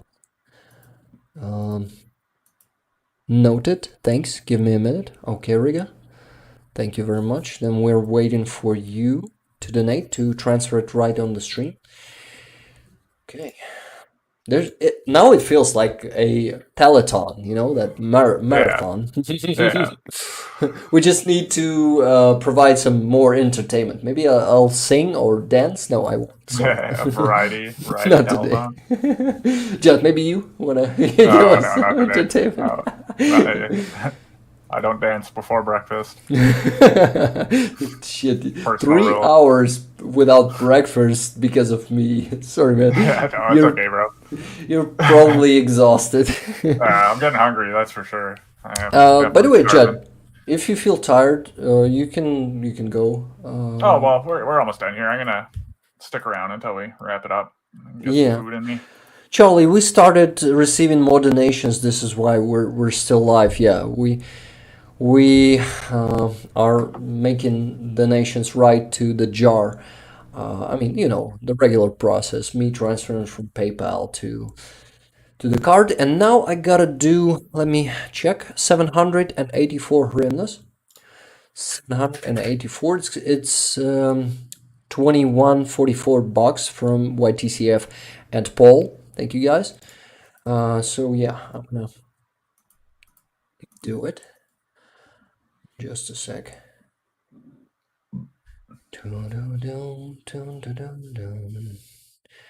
And that song where Rome sings Slava Ukraini. The golden fields. Well, my voice is really shaking up. Slava Ukraini. I'm not a singer, guys. I'm terrible at it. Nah. Well, not terrible, but definitely need to work for years to make myself. Yeah, well, the old 10,000 hours rule, right? Yeah. Okay, I'm a bit shy, but Ой, у лузі червона калина похилилася. Yeah, you see. But yeah, that was a bit of me singing Oh, Червона yeah, it's Калина. great. And I hope you liked it. Okay, I got another donation, I guess. No, Yeah, it's that's not from Riga. it's the old one. Still, sorry. I mean, I don't have the notification yet, but I probably already got the donation. Need to check it directly on PayPal because. Okay, please check account. Yeah, I will check. Okay, 784. Was it added? Let's check. Oh. And I'm super hungry too, Jet, so I get you. Yeah, our last donation from Paul and YTCF went through. So it's 92,000. Guys, we're heading pretty close to half of the sum. We need, at least 20,000 more. And the 20,000 is 500 bucks. Wow, that's huge. Some Shen of Metal Ukraina. I need to put the hand to my heart. And okay. No, I'm shy. I'm too shy to sing more today. Sorry, this is the limit for today. Sorry, guys. Yeah, you guys. Next time I will all you definitely sing our hymn. Love it. Hey. Yeah, that's the one. Червона Калина. There are words. Hey there. Okay, so I also wanted to check the PayPal account if Riga's donation came through. Let's check. Yes, it came through, Riga. Awesome. Checking the sum. Just a second. Yes. Riga, may I say your first name? Love seeing that number grow after listening to the anthem limited to 20 different groups. What do you mean? I'm a bit confused, Timothy. Oh, listened to 20 different groups. Well, that still doesn't make it less Oh. confusing for me. Yeah, please tell us what you mean. Or did it maybe listen to 20 different groups version of the anthem? Groups like bands? Yeah, bands. You mean bands. Here in Ukraine, we call bands groups, actually. Yeah, Canada too. Oh, two. Yeah, got it. Love seeing that number grow. What do you mean about number grow? Oh, number of Oh, and donations. the donation. Yeah, Yeah, that's donation. cool. This is amazing. So, by the way, Riga, are we raising for anything specific this time? Yeah, of course, it is specific. Last time it was for a thermal site, if my memory does not fail me. Yeah, and I also been giving you the report about how much money were raised and what thermal lights were bought. It was not the sum we needed, unfortunately, but we bought a simpler thermal lights, and it was enough for the guys. They said that is better than nothing, and they will do with that. Rick, you should set Добрый день, everybody. Yeah, the Добрый день, everybody. Something like that. The Boris quote. Okay, so we gotta go with Rigas. So Riga, that's the bad boy we're raising money to for. It's a DJI Mavic 3 thermal. So it's also a thermal lights, but attached to the drone, and it's super needed because Russians, they do many of their operations during the night, and our soldiers need to see them getting closer to positions to prevent them to get there and to attack our soldiers. So Yuppie said, gotta go. Ran out of beer. Catch you next time. Have a Mail good one, me. you. Hey, Yuppie. Bye. Been glad to see you here.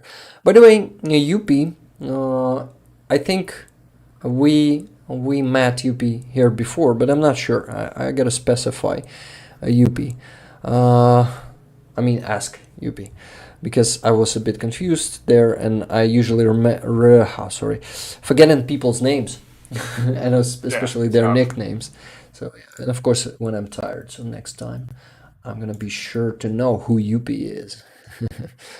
Eurovision, Riga says yes. What about Eurovision? And yeah, maybe. Oh, yeah, I missed a message from Mushroom Manny. If you guys haven't heard of check out the song Bavovna by Skylark. Sorry. Can you please send this Bavovna song here? I mean, the link to it in the chat will appreciate that. Thank you. Yeah, that'd be awesome. And oh my god, I'm so exhausted. We gotta send Riga's donation. Just a second. It's 11:44. I gotta transfer it from my PayPal to to my card. Just a sec. Oh my god. sorry guys for whining. But it feels. I know, I'm trying not to as well. It's been a long one. That damn professional streaming, it feels exhausting. It actually does, Until you do it, you don't really realize. Yeah. It requires a lot of energy, for sure. Yeah, it is. Those people, there's a type of people who are always energetic and they're perfect streamers. And yeah, I'm not one of them. I'm always tired. We're both the opposite. We're both not one of them, definitely. No. Okay, I've sent 418 hryvnias. Rick, I hope you're performing for Ukraine in next year's Eurovision. On that note, I gotta head out for the second time. Slava Ukraini. Have a good one, Charlie. Героям слава, Charlie. And we hope to see you here again in half an hour. No, we're not. We gotta finish this stream. Definitely, we gotta finish it. Oh my god, this was, so far it was the best stream we had. Yeah, this is awesome. Thank you guys.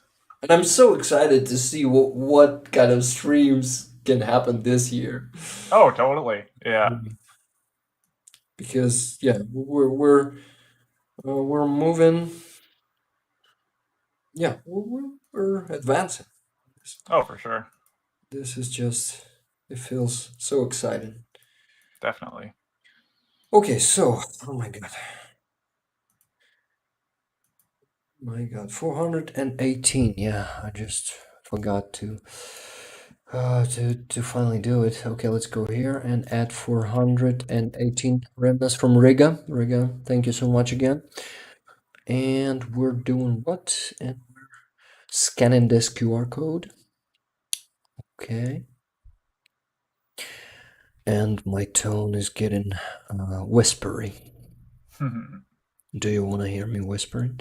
Is it an ASMR already or not? Yeah, the Rick Carl ASMR stream. Yeah, 417 friends are coming. Just be patient, please. And they are almost there. Yeah. When I'm tired, I'm starting to do weird things like this one. So if you like this, better make me tired. And make it be tired by donations to the drone is something. It's the best way to do it. Yeah, definitely. It's the best way to support our soldiers on the front lines. And we definitely gonna win like this because you guys are just amazing. Being here with us, being supportive, being interested in Ukraine's tragedy and resistance also. Not only tragedy but bravery, Inevitable but victory. yeah, and inevitable victory. So 91,800 plus 14,418. It's going to be 92,000 and something around 236. Yes, exactly the number 92,236. Thank you. Thank you, Riga. When you were singing Ukraine next entry, what do you mean by that? Probably in Eurovision. In Eurovision? Oh, well, let me know. Yeah, of course. I had only one lesson, one singing lesson last year. Sorry, in 2022. And yeah, I actually saw that I have potential. I just need to train and to take more lessons and to constantly practice. And that's what I don't do at all. I was doing it like for a week after the lesson, and unfortunately, I stopped after because you gotta constantly motivate yourself, and unfortunately, I had not enough motivation for that. Okay, so I see Frankie is asking me how am I, and I'm great. It was a super productive stream. Not Yeah, only this is awesome. yeah, thank you guys for the donation. It's the biggest sum we raised yet. We never had such a generous donations in general. I mean, we had some general donations, generous, not general. Yeah. But like today, this is something new. We really appreciate everyone who's been here. Once again, I'm gonna repeat myself. This was an amazing stream with amazing co-hosts. Yeah. Yeah, and thank you again, Frankie. Thank you again, Coen. Really nice to meet you guys, man. Thank you guys. So we gotta fall asleep right here under this table, I guess. I'm talking about me, and Jed has only the morning. He gotta go get that breakfast. Goddamn. Yeah, I gotta eat. Gotta go eat, and also you've been frozen for the last like. Yeah, I noticed that on the stream. It's a funny pose to be frozen into. So it's right on. Enjoy that, everybody. 10 to 15 minutes. Yeah.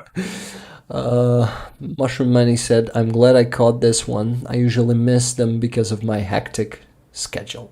Hey, we appreciate you when you have the time to come through, man. It's awesome. Yeah, actually, Manny, I see you like in almost every stream. I didn't notice that you miss them at all. YTCF, good night, everyone. Thank you, YTCF. Good night to you too. And yeah, it is a funny pose, isn't it? Funny post. Yeah, no, funny pose. He's talking about my me being frozen on Jed. Yeah. This is a funny one. Yeah. Like you're actually how they did back then. They were taking their hat off to show respect. Yeah, tipping the hat. Yeah, exactly. Yeah. Tipping the hat? Is it called? Yeah. Okay, tipping the hat. So you're doing that. Okay, guys. Hey. We'll never finish today's stream like that. Okay. Thank you. You're the best, guys. You're just. Oh gosh, I think I probably got another donation, or maybe this was this was just a notification for an old one. Okay, so yeah, it was Anthony's donation. Thank you again. Whew, yeah. Slava Ukraini. Heroям slava. Love you guys. Thank you for being here with us.